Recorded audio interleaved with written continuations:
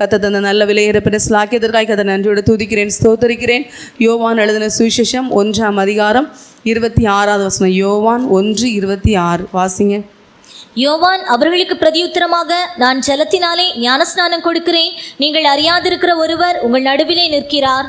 யோவான் ஸ்நானகன் சொல்றார், நீங்கள் அறியாதிருக்கிற ஒருவர் உங்கள் நடுவே நிற்கிறார். நீங்கள் அறியாதிருக்கிற ஒருவர் உங்கள் நடுவே நிற்கிறார். அன்னைக்கு கூட நம்ம ஆராதனைக்கு வந்திருக்கோம் தெய்வ பிள்ளைங்க. எத்தனை பேர் இந்த இடத்துல கர்த்தர் இருக்கிறாரு, ஆண்டவர் இந்த இடத்துல பார்த்துட்டே இருக்காங்க, ஏசப்பா அந்த இடத்துல இருக்காங்க அப்படிங்கிற உணர்வு, அப்படிப்பட்ட எண்ணம், அப்படிப்பட்ட பயபக்தி எத்தனை பேருக்கு இருக்குது அப்படின்னு தெரியல தெய்வ பிள்ளைங்களை. ஏசப்பா நம்ம மத்தியில் இருக்காங்க, நம்ம எப்படி இருப்போம்? உண்மையாகவே நினச்சி பாருங்கள், கர்த்தர் நம்ம மத்தியில் இருக்கிறாங்க, நம்ம எப்படி இருப்போம் தெய்வ பிள்ளைங்களே? அந்த கூட நம்ம இந்த நாளை தியானிக்க போகிறதான வேதவசன தலைப்பு, நீங்கள் அறியாதிருக்கிற ஒருவர் உங்கள் நடுவே நிற்கிறார் என்று பார்க்கும் தெய்வ பிள்ளை. யோவான் ஸ்நானன்ட்ட சொல்கிறார், நீங்கள் அவரை பற்றி பல கேள்வி கேட்க, நீர் யார்? எலியாவா? நீர் தீர்க்கதரிசியா? அப்படின்னு, நீர் கிறிஸ்துவா? நீர் யாரு அப்படின்னு சொல்லி கேட்குறாங்க. கேட்கும்போது அவர் பதில் சொல்கிறாரு, நீங்கள் அறியாதிருக்கிற ஒருவர் உங்கள் நடுவே நிற்கிறார். நான் உங்களுக்கு ஞானஸ்தானம் கொடுக்கும்படி, தண்ணீரினால் ஞானஸ்தானம் கொடுக்கும்படி நான் இருக்கிறேன். ஆனால் நீங்கள் அறியாமல் ஒருவர் இருக்கிறார். அவர் பரிசுத்த ஆவியினாலும் அக்கினியாலும் உங்களுக்கு ஞானஸ்தானம் கொடுப்பார் என்று யோவான் ஸ்நானகன் இயேசு கிறிஸ்துவ குறித்து என்ன சொல்கிறாரு? சாட்சி கொடுக்குற ஒரு அனுபவத்தை பார்க்கலாம் தெய்வ பிள்ளைங்களே. இந்த நாளே நம்ம வேதத்திலேருந்து தேவன் நாம் அறியாதிருக்கிற, நீங்கள் அறியாதிருக்கிற தேவனால் உங்களுக்கு உங்களுக்கு வாழ்க்கையில் தீமையான காரியம் நடந்திருக்கா, நன்மையான காரியம் நடந்திருக்கா அப்படின்னு சொல்லி நம்ம என்ன செய்ய போகிறோம்? தியானிக்க போகிறோம் தெய்வ பிள்ளைங்கள். முதலாவது, நீங்கள் அறியாதிருக்கிற தேவனால் உண்டாகிற தீமையான காரியங்கள் என்ன என்பதை நம்ம தியானிக்க போகிறோம். முதலாவதாக ஆதியாகமத்தின் புஸ்தகம் 11:7 வாசிக்கும்போது, 1 வாசிக்கும்போது, 11:1 வாசிக்கும்போது வாசிங்க. பூமி எங்கும் ஒரே பாஷையும் ஒரே விதமான பேச்சும் இருந்தது. ஜனங்கள் கிழக்கே இருந்து பிரயாணம் பண்ணுகையில் சினையார் தேசத்திலே சமபூமியை கண்டு அங்கே குடியிருந்தார்கள். அப்பொழுது அவர்கள், நாம் செங்கல் அறுத்து அதை நன்றாய் சுடுவோம் வாருங்கள் என்று ஒருவரோடொருவர் பேசிக்கொண்டார்கள். கல்லுக்கு பதிலாக செங்கலும் சாந்துக்கு பதிலாக நிலக்கீலும் அவர்களுக்கு இருந்தது. பின்னும் அவர்கள், நாம் பூமியின் மீதெங்கும் சிதறி போகாதபடிக்கு நமக்கு ஒரு நகரத்தையும் வானத்தை அழாவும் சிகரமுள்ள ஒரு கோபுரத்தையும் கட்டி நமக்கு பேருண்டாக பண்ணுவோம் வாருங்கள் என்று சொல்லிக் கொண்டார்கள். மனுபுத்திரர் கட்டுகிற நகரத்தையும் கோபுரத்தையும் பார்க்கிறதற்கு கர்த்தர் இறங்கினார். அப்பொழுது கர்த்தர், இதோ ஜனங்கள் ஒரே கூட்டமாய் இருக்கிறார்கள், அவர்கள் அனைவருக்கும் ஒரே பாஷையும் இருக்கிறது. அவர்கள் இதை செய்ய தொடங்கினார்கள். இப்பொழுதும் தாங்கள் செய்ய நினைத்தது ஒன்றும் தடைப்பட மாட்டாது என்று இருக்கிறார்கள். நம்ம வாசிக்கலாம் தெய்வ பிள்ளைங்களை பாருங்க. இந்த இடத்துல ஜனங்கள் எல்லாம் ஒரே கூட்டமா இருக்கிறாங்க, ஒரே பாஷையை பேசுறாங்க, எல்லாரும் ஒன்றுக்கு ஒன்று ஐக்கியமா காணப்படுறாங்க. அப்படிப்பட்ட அனுபவத்துல ஒரே பாஷையும் ஒரே விதமான பேச்சும் அனுபவம் காணப்படுற அனுபவத்துல காணப்படும் போது அவங்க எல்லாம் பாக்குறாங்க, நம்ம எல்லாரும் ஒரே பாஷையை பேசுறோம், ஒரே கூட்டமா நம்ம இருக்கோம். ஆனா நம்ம என்ன செய்யக்கூடாது? சிதறி போகக்கூடாது. ஒரே இடத்துல இருக்கிற தேவ பிள்ளைங்க நாம சிதறி போகாதபடி ஒரே இடத்துல நம்ம இருக்கிறதுக்கு அதுக்கு என்ன செய்யணும்னா, ஒரு நகரத்தை கட்டுவோம். வானத்தை எட்டுற அளவுக்கு பெரிய ஒரு சிகரத்தையும் கோபுரத்தை என்ன செய்வோம்? கட்டுவோம். அது மாத்திரம் நமக்கு என்னது? ஒரு பேர் உண்டாகணும், நமக்கு பேர் உண்டாகணும் அப்படின்னு சொல்லி அவங்களுக்குள்ள ஒரு ஆசை. நமக்கு முதல்ல ஒரு நகரத்தை கட்டுவோம், வானத்தை எட்டுற அளவுக்கு ஒரு பெரிய கோபுரத்தையும் கட்டி நமக்கு பேர் உண்டாக்குவோம் அப்படின்னு சொல்லி வாங்கன்னு சொல்லி என்ன செய்வோம்? ஒருத்தருக்கு ஒருத்தரை கூப்பிட்டு என்ன செய்கிறாங்க? ஒரு ஐடியா, ஒரு பிளான் பண்ணுறாங்க. ஏன்னா அவங்க பெரிய ஒரு சமபூமியை பார்க்குறாங்க. அந்த சினையார் தேசத்தில் ஒரு சமபூமியை கண்டு அது அங்கே தான் இருக்காங்க. அப்போ அந்த இடமும் பார்க்க ரொம்ப அழகாக இருக்குது. அதை பார்த்தோன்னே அவங்களுக்கு ஒரு ஆசை, நம்ம என்ன நினச்சோட பூமி எங்கும் பறந்து விரிந்த பூமியாக காணப்படும், அதில் நம்ம என்ன செய்யக்கூடாது? நம்ம எல்லாம் பிரிஞ்சும் போயிடக்கூடாது, நம்ம எல்லாம் ஐக்கியம் வர முடிவு வர கடைசி வர நம்ம இப்படியே இருப்போம் அப்படின்னு சொல்லி என்ன செய்கிறாங்க? அவங்க ஒரு பிளான் பண்ணி என்ன செய்கிறாங்க? கட்டுறாங்க. ஆனால் அந்த கட்டுறக்கூடிய அந்த ஆரம்பம் முதற்கொண்டு அவங்க பிளான் முடியது வரைக்கும் என்ன செய்யலை? அவங்க தேவன் நமக்கு இந்த இடத்துக்கு வரணும், அவருடைய ஆசீர்வாதம் இருக்கணும் அப்படிங்கிற எண்ணம், சிந்தனை என்ன செய்யலை? யாருக்குமே காணப்படலை தெய்வ பிள்ளைங்க. அவங்க தேவனற்ற அனுபவத்தில் நாம பேர் உண்டாக்கணும், நமக்கு பேர் புகழ் கனம் மரியாதை வரணும் அப்படிங்கிற அனுபவத்தோடு என்ன செய்கிறாங்க? அவங்க செயல்படுகிற அனுபவத்தை பார்க்கலாம் தெய்வ பிள்ளைங்களே. பாருங்க, அந்த இதை சொல்லப்படும் 5வது வசனத்தில் சொல்லப்பட்டிருக்கு, மனுபுத்திரர் கட்டுகிற நகரத்தையும் கோபுரத்தையும் பார்க்கிறது கர்த்தர் இறங்கினார். இவங்க கர்த்தரை கூப்பிடலை, கர்த்தரை அழைக்கலை, கர்த்தர் வரணும், கர்த்தர் ஆசீர்வதிக்கணும்னு விரும்பலை. ஆனால் அவங்க அறியாதிருக்கிற தேவன் அந்த இடத்துல என்ன செய்தாராம்? இறங்கினார் என்று பார்க்கணும். மனுபுத்திரர் கட்டுகிற நகரத்தையும் கோபுரத்தையும் பார்க்கறதுக்கு யார் இறங்கினாராம்? தேவன். வானம் எனக்கு சிங்காசனம், பூமி எனக்கு பாத அறியாதபடி என்ன சொன்ன தேவன் இறங்கி வந்து பார்க்குறாரு. இவங்க என்ன பண்ணுறாங்க, இவங்க என்ன செய்ய போகிறாங்க, இவங்க பிளான் என்ன அப்படின்னு சொல்லி என்ன செய்கிறாங்க பார்க்குறாங்க. தெய்வ பிள்ளைங்களை அவங்களுக்கு பேர் உண்டாக்கணும்னு செய்கிற செயல்களை பார்க்கணுன்னு கர்த்தர் இறங்குனார். இவங்களுக்கு எல்லாம் ஒரே இது என்ன, நம்மெல்லாம் ஒன்று போல் இருக்கும், யாரும் நம்மளை பிரிக்க முடியாது. கர்த்தரே இறங்கி வந்தாலுமே நம்மளை ஒன்றுமே செய்ய முடியாது. நம்ம போட்டிருக்கிற பிளான் சக்ஸஸாக நடக்கும். நம்ம கெட்ட நகரமும் கட்டிடுவோம், கோபுரத்தையும் கட்டிடுவோம், யாரும் ஒன்றும் சொல்ல முடியாது. கேட்கறதுக்கும் யாருமே கிடையாது, நம்மக்கிட்ட எதிர்க்கிறதுக்கும் யாரும் கிடையாது, ஒருத்தருமே கிடையாது. நம்ம எல்லாரும் நமக்கு கீழே எல்லாரும் தான் இருக்காங்க அப்படிங்கிற ஒரு எண்ணத்தோடு அவங்க செயல்பட்டாங்க. கர்த்தர் இறங்கி வந்தாங்க. தேவன் என்ன செய்தாங்க, தேவனற்ற செயலை, தேவனற்ற அனுபவத்தில் காணப்படுறவங்களுக்கு கிரியை கர்த்தர் இறங்கி பார்த்து என்ன செய்தார். அவர் 7வது வசனத்தில் இறங்கி ஒருவர் பாஷையை பேசுவதே மற்றொருவர் அறியாதபடி அவர்களுடைய பாஷையை தாறுமாறாக மாற்றின. பூமி எங்கும் ஒரே பாஷை, தமிழ் பாஷைனா தமிழ் தான் அவங்க என்ன செய்திருப்பாங்க, பேசிகிட்டு இருப்பாங்க. ஒரே பாஷையில் தான் எல்லாரும் ஒருத்தருக்கு ஒருத்தர் நல்லா அன்பாக பேசி இருந்தாங்க தெய்வ பிள்ளைங்களே. ஆனால் கர்த்தர் இறங்கி அவங்க பாஷையை தாறுமாறாக்கிட்டாங்க. ஏன்னா தேவனற்ற செயல். ஆனால் நம்ம அறியாதிருக்க தேவன் நம்ம மத்தியில் இருக்கிறார் என்ற எண்ணம் அவங்களுக்கு இல்லை. கர்த்தர் பாஷையை தாறுமாறாக்குனார். எப்படி இருந்திருக்கும், ஒருத்தன் செங்கல் எடுன்னு சொல்லியிருப்பான், ஒருத்தன் தண்ணியை கொண்டுட்டு போயிருப்பான். தண்ணி எடுன்னு சொன்னால் மணலை கொண்டுட்டு போயிருப்பான். கையால் கூப்பிடுன்னு சொன்னால் கொத்தனார் வந்து நின்றுருப்பார். இப்படி என்ன செய்திருக்கும் அந்த இடத்துல பயங்கர ஒரு பெரிய ரகள். அதுவும் பாருங்கள், ஒருத்தருக்கு ஒருத்தர் ஒவ்வொரு பாஷை. ஒரு ஆள் தமிழில் பேசும், ஒரு ஆள் ஹிந்தியில் பேசும், ஒரு ஆள் ஹிந்தியில் பேசும், ஒரு ஆள் மலையாளத்தில் பேசும், ஒரு ஆள் கன்னடத்தில் பேசும். இப்படி மாறி மாறி மொழியில் பேசி அங்கே என்னது வந்துட்டு கடைசி அடிப்படி கைகலப்பை வந்து என்னது, நமக்கு பிராணம் தப்புனா போதும் அப்படிங்கிற அளவில் என்ன செய்துட்டாங்க, ஒருத்தருக்கு ஒருத்தர் ஓடி ஒழிஞ்சிட்டாங்க.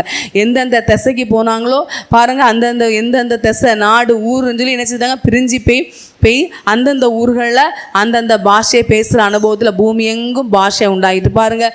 அவங்க ஸ்கூலுக்கு போகல, டியூஷன் எடுக்கலை, அவங்களுக்கு ஃபீஸ் கட்டலை, எதுவுமே கட்டலை. கர்த்தர் அவங்க ஒவ்வொருவருக்குள்ளும் ஒவ்வொரு பாஷையை கொடுத்துட்டார். தமிழ், இங்கிலீஷ், ஹிந்தி, கன்னடா, மலையாளம், என்னென்ன ஹீப்ரு என்னென்ன உண்டோ, அரபி மொழி, எல்லா மொழியும் அந்த இடத்துல போட்டார். ஒவ்வொருத்தரும் என்ன செய்துட்டாங்க, ஒவ்வொரு பாஷையை பேசுகிற அனுபவத்தில் கர்த்தர் மாற்றி விட்டுறாரு. பாருங்கள் தெய்வ பிள்ளைங்களே, இது போல தான் நாமளும் கூட தேவனற்ற அனுபவத்தில் நமக்கு பேர் புகழ் உண்டாகணும்னு சொல்லி தேவனை மறந்து நாம் செய்கிற ஒவ்வொரு செயல்களையும் பார்த்துட்ருக்க தேவன் ஒருவர் இருக்கிறார். தெய்வ பிள்ளைங்களே, இவங்க கட்டிடலாம், முடிச்சிடலாம் அப்படின்லாம் எல்லாம் பிளான் சக்ஸஸாக எல்லாம் போட்டு செஞ்சாங்க. ஆனால் கர்த்தர் இறங்கினார். கர்த்தர் பிளான் எல்லாம் தவிடுபடியாக ஆக்கி அவங்க ஒன்றுமே செய்ய முடியாத அளவுக்கு கர்த்தர் இறங்கிட்டாங்க. நம்மளுடைய ஜீவியத்திலையும் நாம் அறியாத இருக்கிற தேவன் நம்ம மத்தியில் இருக்கிறார் என்ற உணர்வும் நமக்கு தேவையாய் காணப்படுது தெய்வ பிள்ளைங்களே. அது மாத்திரம் நமக்கு தெரிந்த ஒரு விஷயம் தான், டைட்டானிக் கப்பல். அந்த கப்பல் பாருங்கள், அந்த கப்பலை செய்யும்போது பார்த்தீங்கன்னா இந்த தேவன் அந்த கப்பலுக்கு இப்படி தான் சொன்னாங்க, ஆண்டவரே வந்தால் கூட இந்த கப்பலை ஒன்றுமே செய்ய முடியாது, ஒரு சேதமும் வராது, எல்லா சேஃப்டிக்குள்ள எல்லா காரியமும் செஞ்சுருந்தாங்க. தண்ணீர்னால் மூழ்காத எல்லா காரியங்களையும் அதில் பண்ணியிருந்தாங்க, ஒரு குறைவு இல்லை. அதில் 1000க்கு மேற்பட்டவங்க பயணம் செஞ்சாங்களாம். எந்த ஒரு காரியமும் குறைவும் எல்லாம் நிறைவான அனுபவத்தை எல்லாம் சேஃப்டியாக பக்காவாக இன்ஜினியர் யார் உண்டோ எல்லாரையும் வச்சு நல்லா பார்த்து எல்லாம் நல்லா செஞ்சாங்க, ஒரு குறை இல்லை. அப்படிப்பட்ட அனுபவத்தை செஞ்சு டைட்டானிக் கப்பல் போச்சு தெய்வ பிள்ளைங்களை. அவங்க சொன்னாங்க, ஆண்டவரே வந்தாலும் இந்த கப்பலை ஒன்றுமே செய்ய முடியாது, அழிக்க முடியாது அப்படின்னு சொல்லி தான் அந்த டைட்டானிக் கப்பலும் போச்சு தெய்வ பிள்ளைகளை. தேவனற்ற அனுபவத்தை தேவன் வேண்டாம், எங்களுக்கு படித்த இன்ஜினியர்கள் அவங்க இவங்க கப்பலை எப்படியெல்லாம் போனோம் அப்படி எல்லாரும் இருக்காங்க, நாங்கள் அப்படி பண்ணியாச்சு, இந்த ஆண்டவரே வேண்டாம், நாங்கள் பார்த்துக்குவோம், நாங்கள் சந்தோஷமாக இருப்போம் அப்படின்னு சொல்லி தான் அவங்க பயணித்து போனாங்க. ஆனால் அவங்களுக்கு எதிராக ஒரு பனி பாறையில் போய் மோதி அந்த கப்பலில் உள்ள ஜனங்களை எல்லாம் என்ன செய்துட்டாங்க, ஃபஸ்ட்டு ட்ரிப் அவங்க போகக்கூடிய சமயத்திலேயே ஆயிரக்கணக்கான மக்கள் என்ன செய்துட்டாங்க, இறந்து போனாங்க என்று நம்ம இது கடந்த நாட்கள் நடந்த சம்பவங்கள் தெய்வ பிள்ளைங்க எத்தனையோ பேருக்கு தெரியும், கேள்விப்பட்டிருப்போம். பாருங்கள், தேவனற்ற அனுபவத்தில் அவங்க போனாங்க. ஆனால் அவங்க அறியாதுக்கிற தேவன் அவங்க கூட போய் என்ன செய்துட்டாரு, அவங்க ஞானம் மூழ்கடிக்கப்படுகிற விதத்தில் ஆண்டவர் பெரிய காரியங்களை செய்தார் என்று பார்க்கும் தெய்வ பிள்ளைகளை. 2வதாக நம்ம பார்க்கும்போது தானியேலுடைய புஸ்தகம் 5ஆம் அதிகாரம் 25வது வசனத்திலிருந்து வாசிக்கும்போது, தானியேல் 5:25 வாசிங்க. எழுதப்பட்ட எழுத்து என்னவென்றால், மெனே மெனே தெக்கேல் உபாசன் என்பதே. இந்த வசனத்தின் அர்த்தமாவது, மெனே என்பதற்கு தேவன் உன் ராஜ்யத்தை மட்டிட்டு அதற்கு முடிவுண்டாக்கினார் என்றும், தெக்கேல் என்பதற்கு நீ தராசிலே நிற்கப்பட்டு குறைய காணப்பட்டாய் என்றும், பெரேஸ் என்பதற்கு உன் ராஜ்யம் பிரிக்கப்பட்டு மேதியருக்கும் பெருசியருக்கும் கொடுக்கப்பட்டது என்றும் அர்த்தமாம் என்றான்.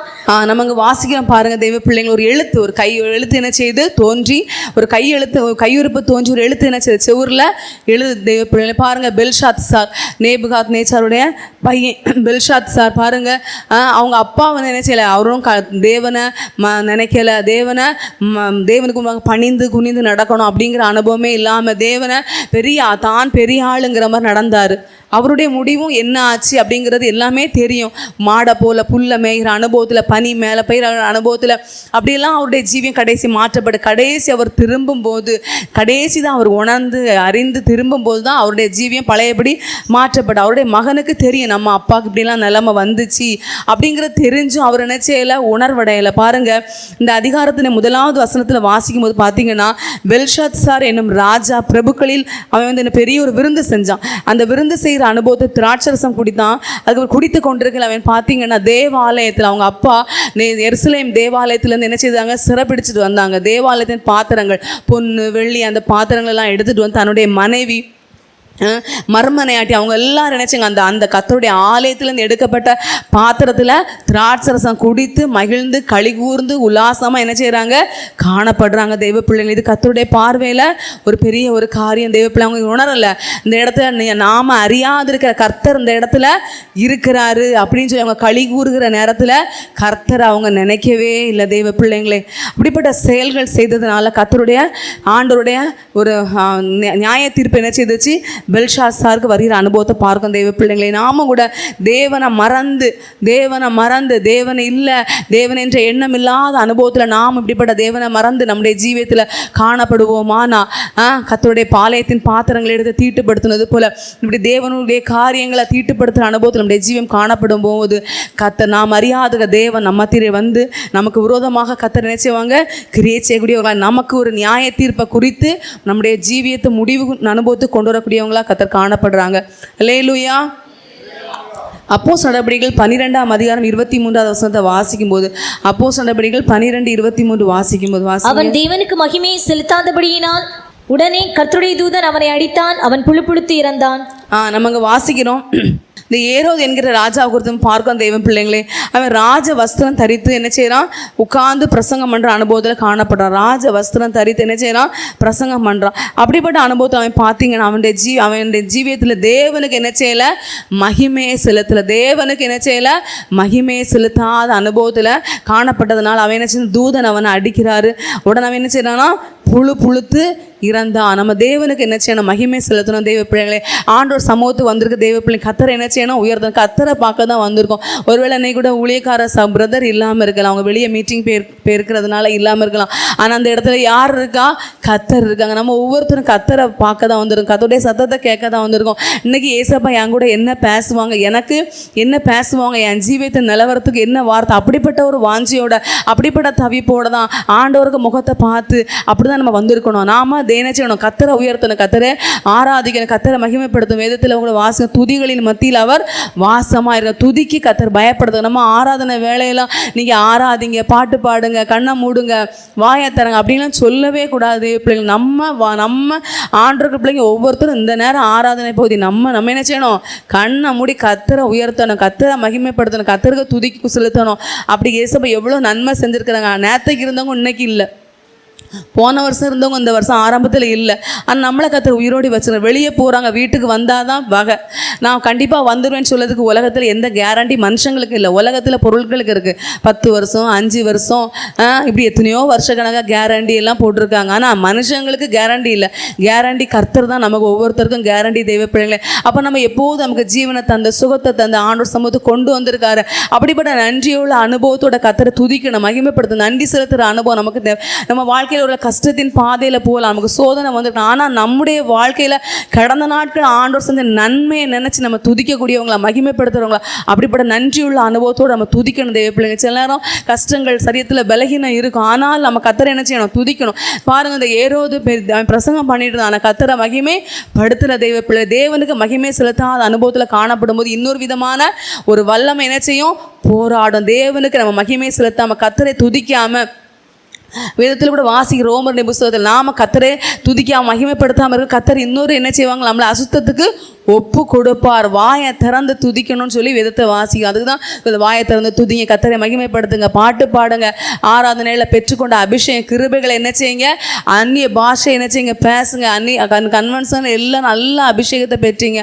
ஆனால் அந்த ஒவ்வொரு சண்டே ஆராதனைக்கு வரும்போது அந்த அபிஷேகத்தினால் உயிர்ப்பிக்கப்படுகிற அனுபவம், அந்த அபிஷேகத்தில் அதை வளர்கிற அனுபவம் எத்தனை பேருக்கு இருக்குங்கிறது தெரியல தெய்வ பிள்ளைங்க. அதில் வாஞ்சை யாருக்கு இருக்குது அப்படிங்கிற ஒரு அனுபவம் என்ன செய்யலை, பார்த்தாலே தெரியல. அது ஏதோ நம்ம வந்தோம் இருக்கோம் அப்படிப்பட்ட அனுபவம் இல்லை. நம்ம கத்தரை மகிமைப்படுத்தணும். வேற யாரையும் பார்க்கக்கூட, சிஸ்டர்ஸ் இருக்காங்க அவங்கள பார்க்கக்கூட, கத்தரை பார்க்கணும், கத்தர் இருக்கார், கத்தரை மகிமைப்படுத்தணும். அப்படிப்பட்ட எண்ணத்தோடு வாஞ்சியோடு நம்முடைய ஜீவிதத்தை நம்ம காணப்படுவோமானா கத்தோடைய நாமம் என்ன செய்யும், மகிமைப்படும். தேவன் இறங்கி வந்து என்ன செய்வாங்க, கிரியை செய்வாங்க. பாருங்க, கத்தருக்கு மகிமை செலுத்தலை, தூதன் வந்து அடித்தார் தெய்வம் பிள்ளைகளை. நம்முடைய வாழ்க்கையிலும் அறியாதிருக்கிற தேவன் நம்ம மத்தியில் இருக்கிறாங்க என்ற எண்ணத்தோடு நம்முடைய ஜீவிதத்தில் நாமும் காணப்பட வேண்டியது அவசியமாய் காணப்படுது. அவன் தேவன் அவன் மகிமைப்படுத்த தேவன் இருக்கிறாருங்கிற எண்ணம் இல்லாதவனா காணப்பட்டான். அவன் மறிக்கக்கூடிய அனுபவமாய் காணப்பட்டான் தெய்வ பிள்ளைங்களை. அல்லேலூயா. ஆதியாகமம் 19ஆம் அதிகாரம் 9வது வசனம் வாசிக்கும்போது 9:11 வாசி. அதற்கு அவர்கள், அப்பாலே போ, பரதேசியாய் வந்த இவனா நியாயம் பேசுகிறது? இப்பொழுது அவர்களுக்கு செய்வதை பார்க்கிலும் உனக்கு அதிக பலாப்பு செய்வோம் என்று சொல்லி லோத்து என்பவனை மிகவும் நெருக்கி கதவை உடைக்க கட்டினார்கள். 11வது வசனம்.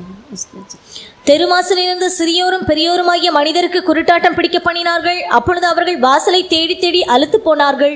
பாருங்க தெய்வ பிள்ளைங்களை, இங்கே சோதோம் கொமாராவுடைய பட்டணத்துடைய பாவம் மிகவும் கொடிதான பாவம். பாருங்க, லோத்துடைய வீட்டுக்கு விருந்துக்காரங்கள 2 தூதர்கள் வந்திருக்காங்க. அந்த தேசத்தின் பாவம் பாருங்க.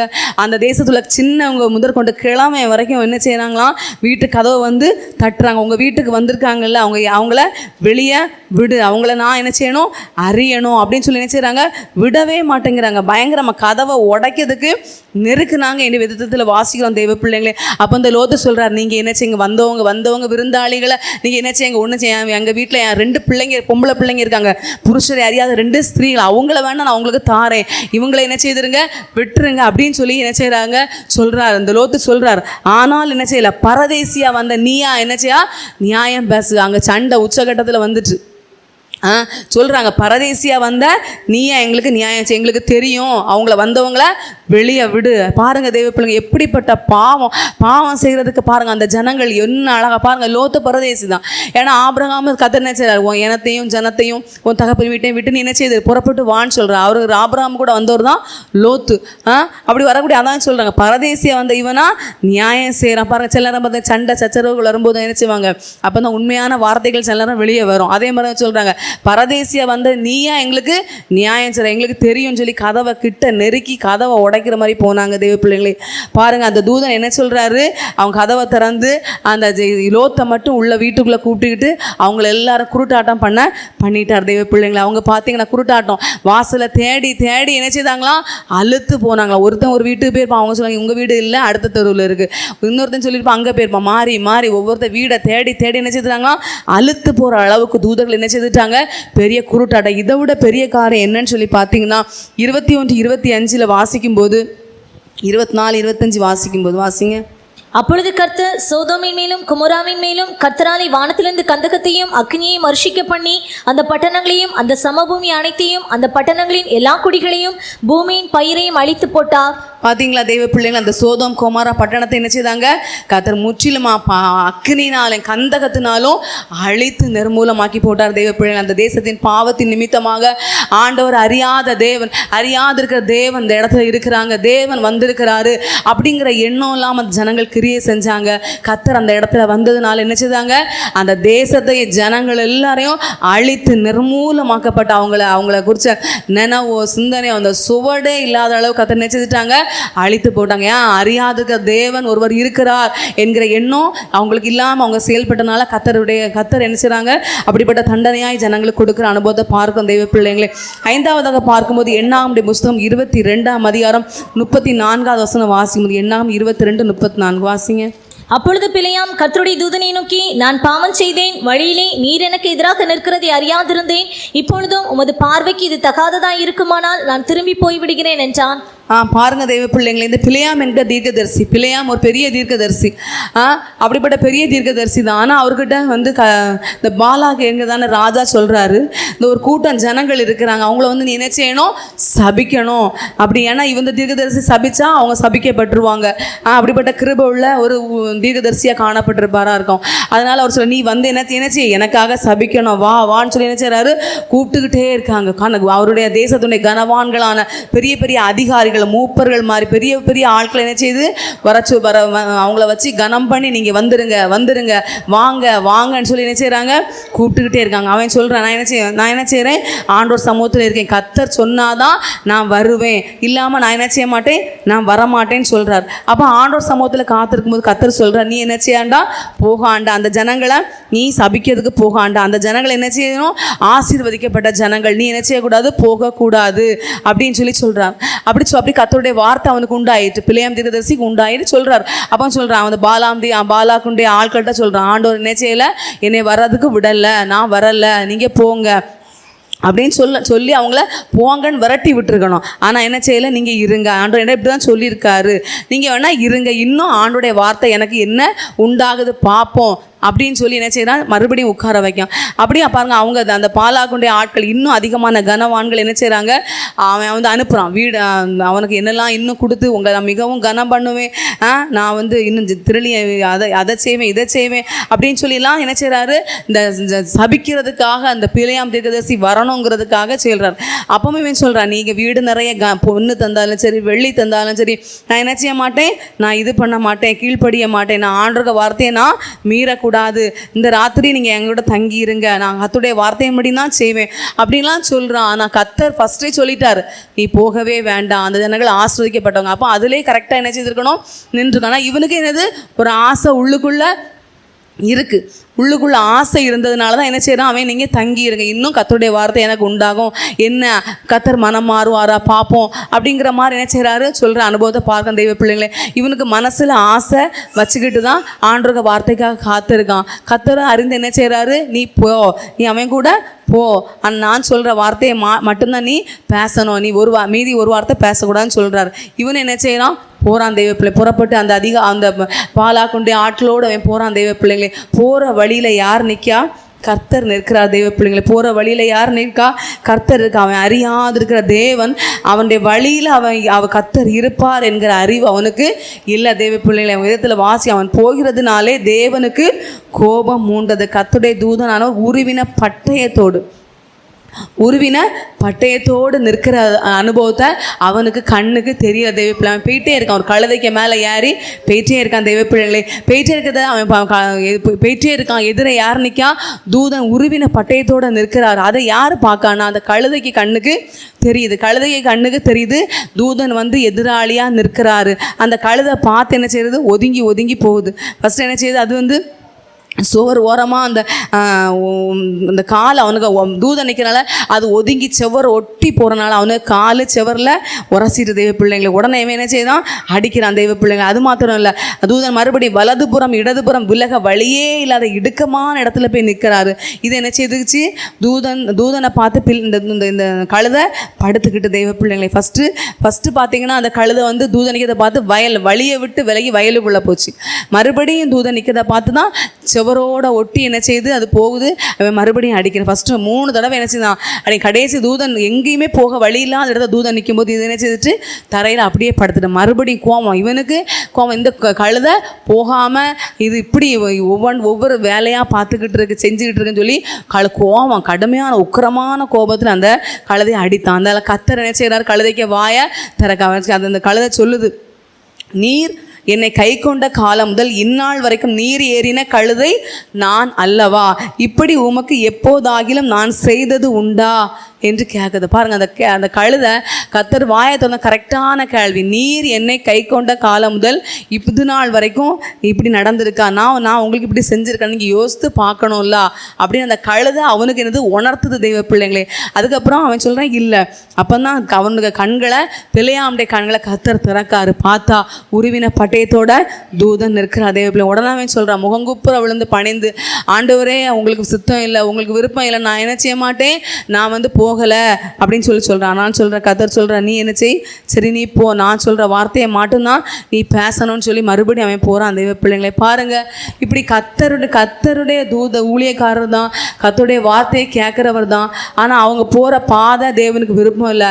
எதிராளியாக இருக்கிறத கர்த்தர் எதிராளியாக நிற்கிறார் என்பது என்ன செய்யலை, அறியலை. தெய்வ பிள்ளைங்களே, அறியாதுக்கிற கர்த்தர் ஒருத்தர் வழியில் நிற்கிறார் என்பதே அறியலை. அதுபோல் நம்முடைய வாழ்க்கையில் நாம் கூட போகிற பாதை, நம்முடைய ஜீவியம் காரியம், நம்ம எப்படி போகிறோம், நம்ம ஜீவிக்கிற நம்முடைய ஒவ்வொரு காரியங்களும் கர்த்தருக்கு பிரியமாக இருக்குதா, இல்லை கர்த்தர் எதிராளியாக நிற்கிறாரா என்பதை நம்ம அறிந்து, நம்ம அறியாதுக்கிற கர்த்தர் ஒருவர் இருக்கிறார் என்ற எண்ணத்தோடு நம்முடைய வாழ்க்கையில் ஜீவிக்க வேண்டியது அவசியமாய் காணப்படுது. பிள்ளைங்களே, ஆறாவதாக பார்த்தீங்கன்னா 2 ராஜாக்களின் புஸ்தகம் 19ஆம் அதிகாரம் 35 வசனம் வாசிக்கும்போது, 2 ராஜாக்கள் 19:35 வாசிக்கும்போது, அன்று ராத்திரியில் சம்பவித்தது என்னவென்றால், கர்த்தருடைய தூதன் புறப்பட்டு அசீரியரின் பாளையத்தில் 185,000 பேரை சங்கரித்தான். அதிகாலமே எழுந்திருக்கும் போது இதோ அவர்கள் எல்லாரும் செத்த பிரேதங்களாய் கிடந்தார்கள். இங்கே நம்ம வாசிக்கும் போது பாருங்க, அசீரிய ராஜாவாகிய சனகரிப்பு பார்த்திங்கன்னா அவன் என்ன செய்தான், பல நாட்டில் உள்ள ராஜாக்கள் ஜனங்களெல்லாம் சிறை பிடித்து அவங்கள அழிக்கிற ஒரு செயல்களை செஞ்சுக்கிட்டே இருக்கான். ஏன்னா அவன் பெரிய அசீரிய ராஜாவுக்கு நிறைய படை பலம், அப்படி நிறைய காரியங்கள் இருக்கிறதுனால அவன் என்ன செய்ய, மற்றவங்களை அவங்கள வீழ்த்துகிற ஒரு அனுபவத்தில், இவன் ஜெயம் எடுக்கிற ஒரு அனுபவத்தில் காணப்படுற அனுபவமாக காணப்படுது. பிள்ளைங்களே, அப்படியே செஞ்சுட்டே வரும்போது தான் பார்த்திங்கன்னா இந்த எசேக்கியா ராஜா பார்த்திங்கன்னா அவர் வந்து இந்த மேடை விக்கிரம் இவெல்லாம் ஒதுக்கி நல்ல கர்த்தரை மாத்திரம் தேடணும், கர்த்தரை ஆராதிக்கணும், அப்படிப்பட்ட உண்மையுள்ள அனுபவத்தோடு கர்த்தரை மாத்திரம் பார்த்து என்ன செய்தாரு, கர்த்தருடைய வார்த்தையின்படி கீழ்ப்படிந்து நடக்கிற ஒரு மனுஷனா இந்த எசேக்கியா ராஜா காணப்படுறார். ஆனால் இந்த ராஜாக்கு இந்த சனகரிப்பை எதிர்த்து போகக்கூடிய அளவுக்கு பலன் கிடையாதான் சொல்லப்படுற விதத்தில், பிள்ளை பேர் நெருங்கி இருக்கிறதுக்கு பிறவோ பலன் இல்லை என்று சொல்றது போல ஒரு பலனற்ற அனுபவத்தில் காணப்படுறாங்க. அவங்களுக்கு நம்பிக்கை யார் மட்டும்தான், கர்த்தர் மாத்திரம்தான். ஆனால் இந்த சனகரிப்பு பார்த்தீங்கன்னா அதிகமாக இந்த ஜனத்தை, இந்த இஸ்ரவேல் ஜனத்தை நிந்திக்கிறது, தூஷிக்கிறது, ரொம்ப அவமானமாக பேசுறது, கீழ்த்தரமாக பேசுறது, உங்கள் ராஜாவா உங்களெல்லாம் காப்பாற்றும் அப்படி இப்படின்னு சொல்லி இந்த ஜனத்தை எவ்வளவுத்துக்கு முடியுமோ அவ்வளோ நிந்தித்து தூஷணமாக பேசுகிற ஒரு செயல்களின் அனுபவத்தில் காணப்படுறார். ஆனால் இவங்களுக்கு எந்த ஒரு காரியமுமே இல்லை, இவங்களுக்கு அவங்கள எதிர்க்கக்கூடிய எந்த ஒரு கெப்பாசிட்டியுமே இல்லாத அனுபவத்தில் கர்த்தரை மாத்திரம் உறுதியாக நம்பி அவருடைய வார்த்தையை மட்டும் ஜோமணி கர்த்தருடைய சமூக கர்த்தர் என்ன சொல்லுவார் அப்படின்னு கர்த்தருடைய வார்த்தைக்காக அவங்க காத்திருந்தாங்க. அப்படிப்பட்ட அந்த அனுபவத்தில் இருக்கும்போது பார்த்தீங்கன்னா ஒரு நாள் ராத்திரி பார்த்தீங்கன்னா அசீரிய படைகள் எல்லாம் இந்த தேசத்தை சுற்றி பாளையம் இறங்கி இருக்காங்க. இவங்க என்ன செய்வோம், இவங்க நம்மளை எல்லாரும் கொன்று குவிச்சிருவாங்க, நமக்கு குடும்பம் எல்லாமே அழிஞ்சிரும், அப்படிப்பட்ட அனுபவத்தில் தான் இவங்க இருந்தாங்க. ஆனால் பார்த்தீங்கன்னா தூதன் இறங்கி 185,000 பேர் என்ன செய்கிறான், ஒரே ராத்திரியில் அழித்து நிர்மூலமாக்கப்படுற அனுபவத்தில் தூதன் இறங்கி செயல்படுற அனுபவத்தை பார்க்க தேவையில்லைங்க. சனகரிப்பு அந்த ராஜாக்கு ஒரு தேவன் இருக்கிறார், இவங்க ஆராதிக்கிற கர்த்தர் இருக்கிறார் என்ற எண்ணம் அந்த அசீரிய ராஜாவுக்கு இல்லை. ஆனால் அவன் அறியாத தேவன், அவங்க எசேக்கியா ராஜா இஸ்ரவேல் ஜனத்துக்காக கிரியை செய்வார் என்கிற எண்ணம் அவனுக்கு இல்லை. தெய்வ பிள்ளைகளே, அப்படியே அவன் அறியாத தேவன் தம்முடைய ஜனத்துக்கு கிரியை செய்கிற அனுபவமாய் அந்த சனகரிப்பு ராஜாவுக்கும் அவனுக்கு தேசம் ஜனங்களும் அழிகிற விதத்தில் கர்த்தர் அந்த இடத்துல கிரியை செய்கிற அனுபவத்தை பார்க்கிறோம். தெய்வ பிள்ளைங்களே, அல்லேலூயா. கடைசியாக பார்க்கும்போது பார்த்தீங்கன்னா லூக்கா சுவிசேஷம் 16ஆம் அதிகாரம் 19ஆம் வசனம் வாசிக்கும்போது, லூக்கா 16:19 வாசிக்கும்போது வாசிங்க. ஐஸ்வர்யமுள்ள ஒரு மனுஷன் இருந்தான். அவன் இரத்தாம்பரமும் விலையேறப்பெற்ற வஸ்திரமும் தரித்து அனுதினமும் சம்பரமுமாய் வாழ்ந்து கொண்டிருந்தான். இங்கே நம்ம வாசிக்கிறோம் ஒரு ஐஸ்வர்யவானுடைய அவனுடைய ஜீவியத்தின் நிலவரம் எப்படின்னு சொல்லி பார்த்தீங்கன்னா, அனுதினமும் சம்பரமாய் சாப்பிட்டு சம்பரமாக நல்ல ட்ரெஸ் பண்ணி நல்ல ஒரு அனுபவத்தில் நினைச்சு தான் காணப்பட்டான் என்று பார்க்கும் தெய்வ பிள்ளைங்களே. விதத்தில் வாசிக்கும் போது ஐஸ்வர்யவான்கள் அவங்களுடைய ஜீவியத்தில் பார்த்தீங்கன்னா அவங்களுக்கு என்னது, எந்த ஒரு கவலை இருக்காது. அவங்களுக்கு நல்ல ரத்தாம்பர வஸ்திரங்கள் உடுக்கிற ஒரு அனுபவம், நல்ல சாப்பிட்ற அனுபவங்கள், சுகபோகமான அனுபவங்கள், அப்படிப்பட்ட ஒரு அனுபவத்தில் என்ன செய்வாங்க, காணப்படுவாக்கூடிய அனுபவமாக காணப்படுவாங்க. அது மாத்திரம் இல்லை, விதத்தில் இன்னொரு ஐஸ்வர்யவான ஒரு சொல்லப்பட்டிருக்கு. லூக்கா 12:16 வாசிக்கும்போது, லூக்கா 12:16 வாசிக்கும்போது வாசிங்க. அல்லாமலும் ஒரு உவமையை அவர்களுக்கு சொன்னார். ஐஸ்வர்யமுள்ள ஒருவனுடைய நிலம் நன்றாய் விளைந்தது. அப்பொழுது அவன், நான் என்ன செய்வேன்? என் தானியங்களை சேர்த்து வைக்கிறதுக்கு இடமில்லையே. நான் ஒன்று செய்வேன், என் களஞ்சியங்களை இடித்து பெரிதாக கட்டி எனக்கு விளைந்த தானியத்தையும் என் பொருட்களையும் அங்கே சேர்த்து வைத்து, பின்பு ஆத்துமாவே, உனக்காக அநேக வருஷங்களுக்கு அநேகம் பொருட்கள் சேர்த்து வைக்கப்பட்டிருக்கிறது. நீ இளைப்பாரி புசித்து குடித்து பூரிப்பாயிரு என்று என் ஆத்துமாவோடே சொல்லுவேன் என்று தனக்குள்ளே சிரித்து சொல்லிக் கொண்டான். தேவனோ அவனை நோக்கி, மதிகேடனே, உன் ஆத்துமா உன்னிடத்திலிருந்து இந்த ராத்திரியிலே எடுத்துக்கொள்ளப்படும். அப்பொழுது நீ சேகரித்தவைகள் யாருடையதாகும் என்றார். போதும் பாருங்க தேவ பிள்ளை, இந்த ஐஸ்வர்யன் என்ன சொல்றான்? எனக்கு இந்த தானியங்கள் எல்லாம் பயங்கரமா விளைஞ்சிட்டு, எனக்கு இருக்க களஞ்சியத்தை இடிச்சு பெருசா கட்டி எல்லாத்தையும் நல்லா சேர்த்து வச்சு, தானியம் பொருட்கள் எல்லாம் சேர்த்து வச்சு ஆத்மாவை பார்த்து சொல்றான், ஆத்மா நீ கவலையே படாத, உனக்காக அநேக வருஷங்களுக்கு நான் பொருட்களை சேர்த்து வச்சிரு, நீ இளைப்பாரி புசித்து குடித்து பூரிப்பா இருன்னு சொல்லி என்ன செய்யும்? அவன் தனக்கு தானே அந்த தன்னுடைய ஆத்மாவை கூட பேசுகிறான். ஏன்னா எல்லாருக்கும் எல்லாம் சம்பூர்ணமாக இருக்கு, நீ என்னால் புசித்து குடித்து நீ இளைப்பாரி இரு அப்படின்னு சொல்லி அவன் சொல்கிறான். அதான் கர்த்தர் சொல்கிறாரு, மதிகேடனே, இன்று ராத்திரி உன்னுடைய ஆத்மா உன்னத்திலேருந்து எடுத்துக்கொள்ளப்படுமானால் நீ சேர்த்து வச்சவங்க யாருடையதாகும்? அடுத்தவங்களுக்கு தான் போகும் அப்படிங்கிற எண்ணம் அந்த ஐஸ்வர்யவானுக்கு இல்லை. தெய்வ பிள்ளைகள் இந்த பூமியில் நல்லா புசிக்கவும் குடிக்கவும் தங்களுக்கு திரளான ஆஸ்தி சொத்து பத்து எல்லாம் என்ன செய்கிறாங்க? சேர்த்து வைக்காங்க. அந்த பூமியோடு வாழ்க்கை முடிஞ்சிரும்னு நினைக்காங்க. ஆனால் அந்த பூமிக்கு பிற்பாடு ஒரு நித்திய வாழ்க்கை உண்டு, அதுக்கு நம்ம என்ன செய்யணும், அதுக்கு நம்ம என்ன பிரயாசப்படணும் அப்படிங்கிற ஒரு எண்ணம் சிந்தனை வாஞ்சை என்ன செய்யலை ஐஸ்வர்யவான்களுக்கு இல்லாத அனுபவமாக காணப்படுது. பிள்ளைங்களே, அவங்கள அறியாத தேவன் ஒருவர் இருக்கிறார். அந்த ராஜ்யத்துக்கு போகணும் பாருங்க. அவங்களுக்கு பூமியில் எல்லாவற்றை குறித்தும் அறிவு இருக்குது, எல்லாவற்றை குறித்தும் அறிவு எண்ணம் சிந்தனை எல்லாம் இருக்குது. ஆனால் தேவன் இருக்கிறார். அவருக்கு ராஜ்யத்துக்கு போகணுமே, அந்த ராஜ்யத்துக்கு நம்ம என்ன செய்யணும்? அப்படிப்பட்ட ஒரு அனுபவம் இல்லை. சுவிசேஷம் அறிவிக்கப்பட்டும் சுவிசேஷத்துக்கு என்ன செய்யலை? கீழ்ப்படியாத ஒரு அனுபவமாக கர்த்தருடைய வார்த்தைகளை கேட்டும் அல்லல் தட்டுகிற அனுபவம். இவங்க இப்படி தான் சொல்லுவாங்க, இவங்க இப்படி தான் கத்திக்கிட்டு இருப்பாங்க, இவங்க அந்த அல்லேலியா கூட்டமே இப்படி தான் அப்படின்னு சொல்லி என்ன செய்வாங்க? உதாசீனப்பட்ட அனுபவத்தில் என்ன செய்வாங்க? ஒதுங்கி போகக்கூடியவங்க என்ன செய்கிறாங்க? காணப்படுற அனுபவத்தை காணப்படான அவங்கள அறியாது இருக்கிற கர்த்தர் ஒருவர் இருக்கிறார். அவர் என்ன செய்வார்? அவர் நம்மளை நியாயம் தீர்ப்பார். நம்ம இந்த பூமியோடு இப்படியே நம்ம வாழ்ந்தோமானா நம்ம நரகம்தான். அப்படிப்பட்ட எண்ணம் அவங்களுக்கு என்ன செய்யலை? ஐஸ்வர்யவான்களுக்கு காணப்படலை. தெய்வ பிள்ளைங்களை பாருங்க, எழுத்துல வாசித்து பார்த்தீங்கன்னா லூக்கா 16:27-28 வாசிக்கும் போது, அப்பொழுது அவன், அப்படியானால் தகப்பனே, எனக்கு 5 பேர் சகோதரர் உண்டு, அவர்களும் வேதனையுள்ள இந்த இடத்துக்கு வராதபடி அவன் போய் அவர்களுக்கு சாட்சியாக அறிவிக்கும் பொருட்டு நீர் அவனை என் தகப்பன் வீட்டுக்கு அனுப்பும்படி உம்மை வேண்டிக் கொள்கிறேன் என்றான். நாங்கள் பாருங்க, இப்போ ஐஸ்வர்யவன் என்ன எங்கே காணப்படுறாரு? பாதாளத்தில் இருக்கார். பாதாளத்தில் கிடந்து வேதனைப்படுறார். வேதனைப்படும்போது சரி, ஐயோ நம்ம பூமியில் நல்லா சாப்பிட்டோமே நம்ம ஒன்று சொல்லிக்க முன்னாடி நமக்கு தண்ணியை கொண்டு வரதுக்கும் சாப்பாடு கொண்டு வரதுக்கும் கீவில் ஆட்கள் நின்னாங்களே, இப்போ எனக்கு ஒரு சொட்டு தண்ணி கூட இல்லை, நான் இப்படி வேதனைப்படுறேன். எனக்கு சகோதரர் கூட பிறப்பு 5 பேர் உண்டு, அவங்களும் இந்த வேதனையுள்ள இடத்துக்கு வந்து அவங்களும் இதே போல் கஷ்டப்படக்கூடாது அப்படிங்கிற எண்ணம் அவனுக்கு இப்போ தான் வருது. பாதாளத்தில் வேதனைப்படும் போதும் அவர் ஆத்ம பாரம் வருது. பூமியில் இருக்கும்போது நீ புசித்து குடித்து இளைப்பார் அநேக வருஷம் சந்தோஷமா இருந்தால் தோணுச்சு. ஆனால் நரகத்தில் வந்த பிற்பாடு தான் அப்படிப்பட்ட ஒரு எண்ணம் ஆத்ம பாரம். அதனால தான் சொல்கிறேன், அவங்களுக்கு பூமியில் மோசே இப்படிப்பட்ட தீர்க்கதரிசிகள்லாம் இருக்காங்க. அவங்களுக்கு செவி கொடுத்தா போதும். இங்கேருந்து ஒரு ஆள் போனால் அவங்க என்ன செய்ய மாட்டாங்க? செவி கொடுக்க மாட்டாங்க, நம்ப மாட்டாங்க, ஏற்றுக்கொள்ள மாட்டாங்க என்று கர்த்தருடைய வார்த்தை அவங்களுக்கு உண்டாது. பிள்ளைங்க, அப்போ அறியாது இருக்கிற தேவன் ஒருவர் இருக்கிறார் என்ற எண்ணத்தோடு நம்ம ஜீவியத்தில் ஜீவிக்க வேண்டியது அவசியமாய் காணப்படுது. அல்லேலூயா. நம்ம அறியாதிருக்கிற தேவனால நன்மையான அனுபவம், நம்முடைய ஜீவியம் தீமையான அனுபவம் இடத்துல இருக்கோமா, நன்மையான இடத்துல நம்ம இருக்கிறோமா? ரெண்டாவதாக நன்மைக்குரிய அனுபவத்தை குறித்து நம்ம தியானிக்க போகிறோம். தெய்வ பிள்ளைகளை முதலாவது வாசிக்கும் போது எசேக்கியேல் புஸ்தகம் 16:3 வாசிக்கும் போது, எசேக்கியேல் 16:3 வாசிங்க. கர்த்தராகிய ஆண்டவர் எருசலேமுக்கு சொல்கிறார், கானான் தேசமே, உன் உற்பத்திக்கும் உன் பிறப்புக்கும் இடம், உன் தகப்பன் எமோரியன், உன் தாய் ஏத்தித்தி. உன் பிறப்பின் வர்த்தமானம் என்னவென்றால், நீ பிறந்த நாளிலே உன் தொப்புள் அறுக்கப்படவும் இல்லை, நீ சுத்தமாவதற்கு தண்ணீரினால் குளிப்பாட்டப்படவும் இல்லை, உப்பால் சுத்திகரிக்கப்படவும் இல்லை, துணிகளில் சுற்றப்படவும் இல்லை, உனக்காக பரிதபித்து இவைகளில் ஒன்றையாகிலும் உனக்கு செய்ய ஒரு கண்ணும் உன் பேரில் இரக்கமாய் இருந்ததும் இல்லை. நீ பிறந்த நாளில் நீ அருவருக்கப்பட்டதினால் வெளியில் எறிந்துவிடப்பட்டாய். போதும் பாருங்க, ஒரு ரோட்டில் ஒரு பிறந்த ஒரு அனுபவத்தில் என்ன செய்து காணப்படுற அனுபவமாக சொல்லப்படுற தெய்வ பிள்ளை, பிறந்த நாளில் தொப்புள் அறுக்கப்படவில்லை, நீ சுத்தமாவதற்கு தண்ணீரினால் குளிப்பாட்டப்படவில்லை, உப்பால் சுத்திகரிக்கப்படவும் இல்லை, துணிகளில் சுற்றப்படவும் இல்லை, உனக்காக பரிதபிச்சு இவை யாவையிலும் இவைகள் ஒன்றாயிலும் உனக்கு செய்யறதுக்கு ஒரு கண்ணும் உனக்கு இரக்கமா ஒரு ஆளுமே உனக்கு இல்லை.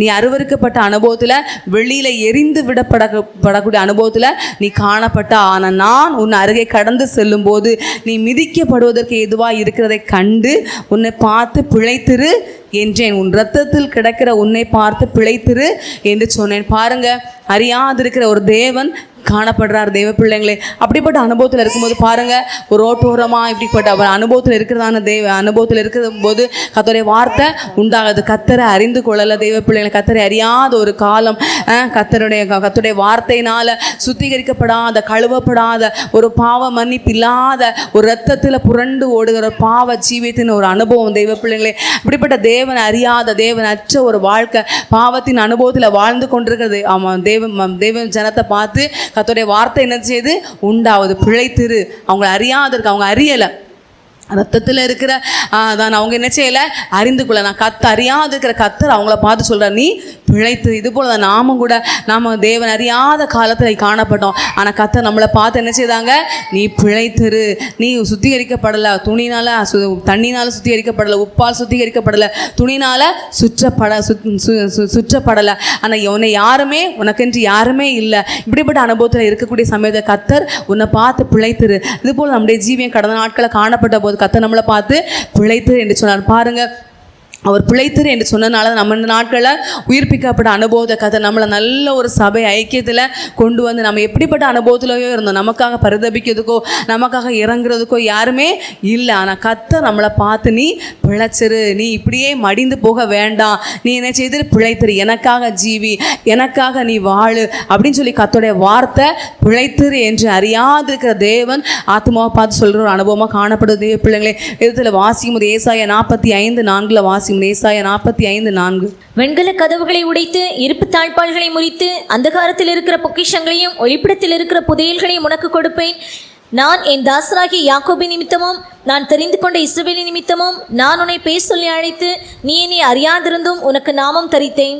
நம்ம வாசிக்கிறோம், நீ என்னை அறியாதிருந்தும் உனக்கு நீ என்னை அறியாதிருந்தும் உனக்கு நாமம் தரித்தேன். ஆமாம், அப்பாங்க ரத்தத்தில் கிடக்கிறவங்க என்ன செய்யலை, தேவனை அறியவே இல்லை. ஆனால் அறியாதிருக்கிற தேவன் என்ன செய்கிறாரு, அவருடைய நாமத்தை தரிக்கக்கூடிய அனுபவமாக காணப்பட. பாருங்கள், தெய்வ பிள்ளை நாம கர்த்தரை தெரிந்து கொள்ளலை, ஆனால் கர்த்தர் நம்மளை தெரிந்து கொண்டார். கர்த்தர் சொல்கிறான், அநாதி சிநேகத்தால் உன்னை சிநேகித்தேன், காருண்யத்தினால் உன்னை இழுத்து கொள்ளுகிறேன் என்று கர்த்தர் நம்மளை பார்த்து சொல்கிறாங்க. தெய்வ பிள்ளைகளே, நாம கர்த்தரை அறியலை, ஆனால் கர்த்தர் நமக்கு என்ன செய்கிறாங்க, நாமத்தை தரிக்கக்கூடியவங்களாக காணப்படுறாங்க தெய்வ பிள்ளைங்க. அல்லேலூயா.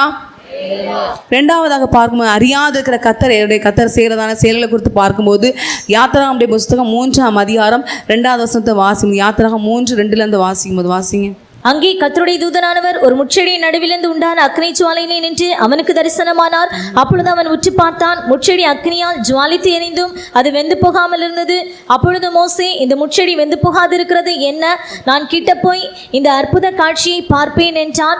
அவன் பார்க்கும்படி கிட்ட வருகிறதை கர்த்தர் கண்டார். முட்செடியின் நடுவிலிருந்து தேவன் அவனை நோக்கி, மோசே மோசே என்று கூப்பிட்டார். அவன், இதோ அடியேன் என்றான். அப்பொழுது அவர், இங்கே கிட்டி சேராயாக, உன் கால்களில் இருக்கிற பாதரட்சையை கழற்றி போடு, நீ நிற்கிற இடம் பரிசுத்த பூமி என்றார். போதும் தெய்வ பிள்ளைகளை, பாருங்க, நம்ம வாசிக்கிறத கேட்டதான சத்தியத்தின்படி பாருங்க, மோசே பாருங்க, அவர் வனாந்திரத்தில் ஆடுகளை மேய்ச்சிட்டு வந்துட்டு இருக்கிறார். ஆடுகளை மேய்ச்சிட்டு இருக்கக்கூடிய சமயத்தில் பார்த்தீங்கன்னா, குறிக்கப்பட்ட இடத்துல பார்த்தீங்கன்னா, அந்த ஓரே பெண்கிற பர்வதத்தில் பார்த்தீங்கன்னா அங்கே என்ன செய்யுது, ஒரு செடி, அது வந்து செடியில் பார்த்தீங்கன்னா முட்செடி பற்றி எரியுது, ஆனால் அந்த செடி என்ன செய்யலை, வெந்து போகலை. அப்போ இது ஒரு அற்புதம் பாருங்க. அவன் வந்து வனாந்திரத்தில் ஆடுகளை மேய்க்கும் எவ்வளவோ அற்புதமான காட்சிகள், இயற்கைகள், இப்படி எவ்வளவோ காரியங்களை பார்த்துருக்கலாம், பிரமிச்சிருக்கலாம். ஆனால் இது அதை விட ஒரு அற்புதமான ஒரு காட்சியாக காணப்படுது. ஒரு செடி தீ பற்றி எரியுது, ஆனால் அந்த செடி என்ன செய்யலை, கரிந்து போகல. அப்போ அந்த ஒரு அற்புத காட்சியை தூரத்துலேருந்து பார்க்கலாம், இது பயங்கரமாக இருக்குது அப்படின்னு சொல்லி என்ன செய்யறான், கிட்ட போய் என்ன செய்யறான், பார்க்குற சமயத்தில் கர்த்தர் கர்த்தர் என்ன செய்றாரு, கூப்பிடுறாரு. மோசே மோசே, முச்சடி நடுவிலேருந்து தேவனை நோக்கி மோசே மோசேன்னு சொல்லி என்ன செய்றாங்க, பேர் சொல்லி கூப்பிடுறாங்க. அவனும் இதோ அடியேன் என்று கர்த்தருடைய வார்த்தைக்கு கீழ்ப்படுகிற அனுபவமாக பார்க்கிறோம். தெய்வ பிள்ளைங்களே பாருங்கள், நாமளும் கூட கர்த்தரை என்ன செய்யலை, ஒரு அந்த மோசே பாருங்க, ஒரு அற்புத காட்சியை தான் பார்க்கறதுக்கு போனான். ஆனால் கர்த்தர் அவனுடைய ஜீவிதத்தில் மோசே பிற்பாடு பார்த்தீங்கன்னா அற்புத செயல்களை செய்கிற ஒரு தேவனுடைய மனுஷனாக கர்த்தர் என்ன செய்துட்டாங்க, மாற்றிட்டாங்க. தெய்வ பிள்ளைங்களை பாருங்கள், ஒரு அற்புத காட்சியை கிட்ட பார்க்க போனான்.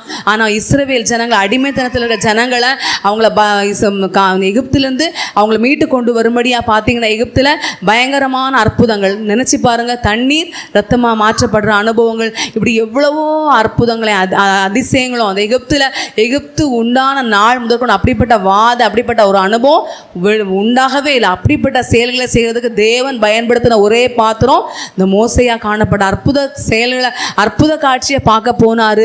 ஆனால் அற்புத செயல்களை செய்யக்கூடிய மனுஷனா கர்த்தர் மாற்றி விட்டார். பாருங்க, அறியாதுக்கிற தேவன் அந்த மோசையுடைய வாழ்க்கையில் செய்த செயலின் அனுபவத்தை நம்ம பார்க்கிறோம். தெய்வ பிள்ளைங்களை பாருங்கள், இதே போல தான் அநேகர் பார்த்தீங்கன்னா நம்ம கிறிஸ்தவ தேவ சமூகத்தில் ஆண்டருடைய ஆலயத்தை பார்த்தீங்கன்னா அநேகர் நம்ம சபைகளில் பொதுவாக அநேக பெந்தைகோஸ்து ஆவிக்குரிய சபைகளில் இந்த கோயிலில் என்ன நடக்குது, இவங்க எப்படி பண்ணுறாங்க, எப்படி ஆராதிக்கிறாங்க அப்படின்னு சொல்லி பார்ப்போம். இவங்க என்னெல்லாம் பண்ணுறாங்க அப்படிங்கிற எண்ணத்தோடு தான் வருவாங்க. சும்மா கர்த்தரை பார்க்கணும், ஆராதிக்கணும், என் வாழ்க்கையில் விடுதலை வேணும், எனக்கு நன்மை வேணும், அற்புதம் நடக்கணும் அப்படிங்கல ஒரு சிலர் இப்படி என்ன செய்தாங்க, பார்க்க வருவாங்க. தெய்வ பிள்ளைங்களே, ஏசப்பா அந்த பூமியில் அவர் நன்மை செய்கிறவ தான் என்ன செய்தாங்க, சுற்றி திரிந்தாங்க. அப்படிப்பட்ட தேவனுக்கிட்டே என்ன செய்தாங்க, இவர்கிட்ட குற்றம் கண்டுபிடிக்கலாம், இவரை எப்படி குற்றம் கண்டுபிடிக்கலாம் அப்படின்னு சொல்லி தான் என்ன செய்தாங்க, இவர்கிட்ட எப்படி கேள்வி கேட்டு இவரை மடக்கலாம் அப்படின்னு தான் என்ன செய்தாங்க வந்தாங்க.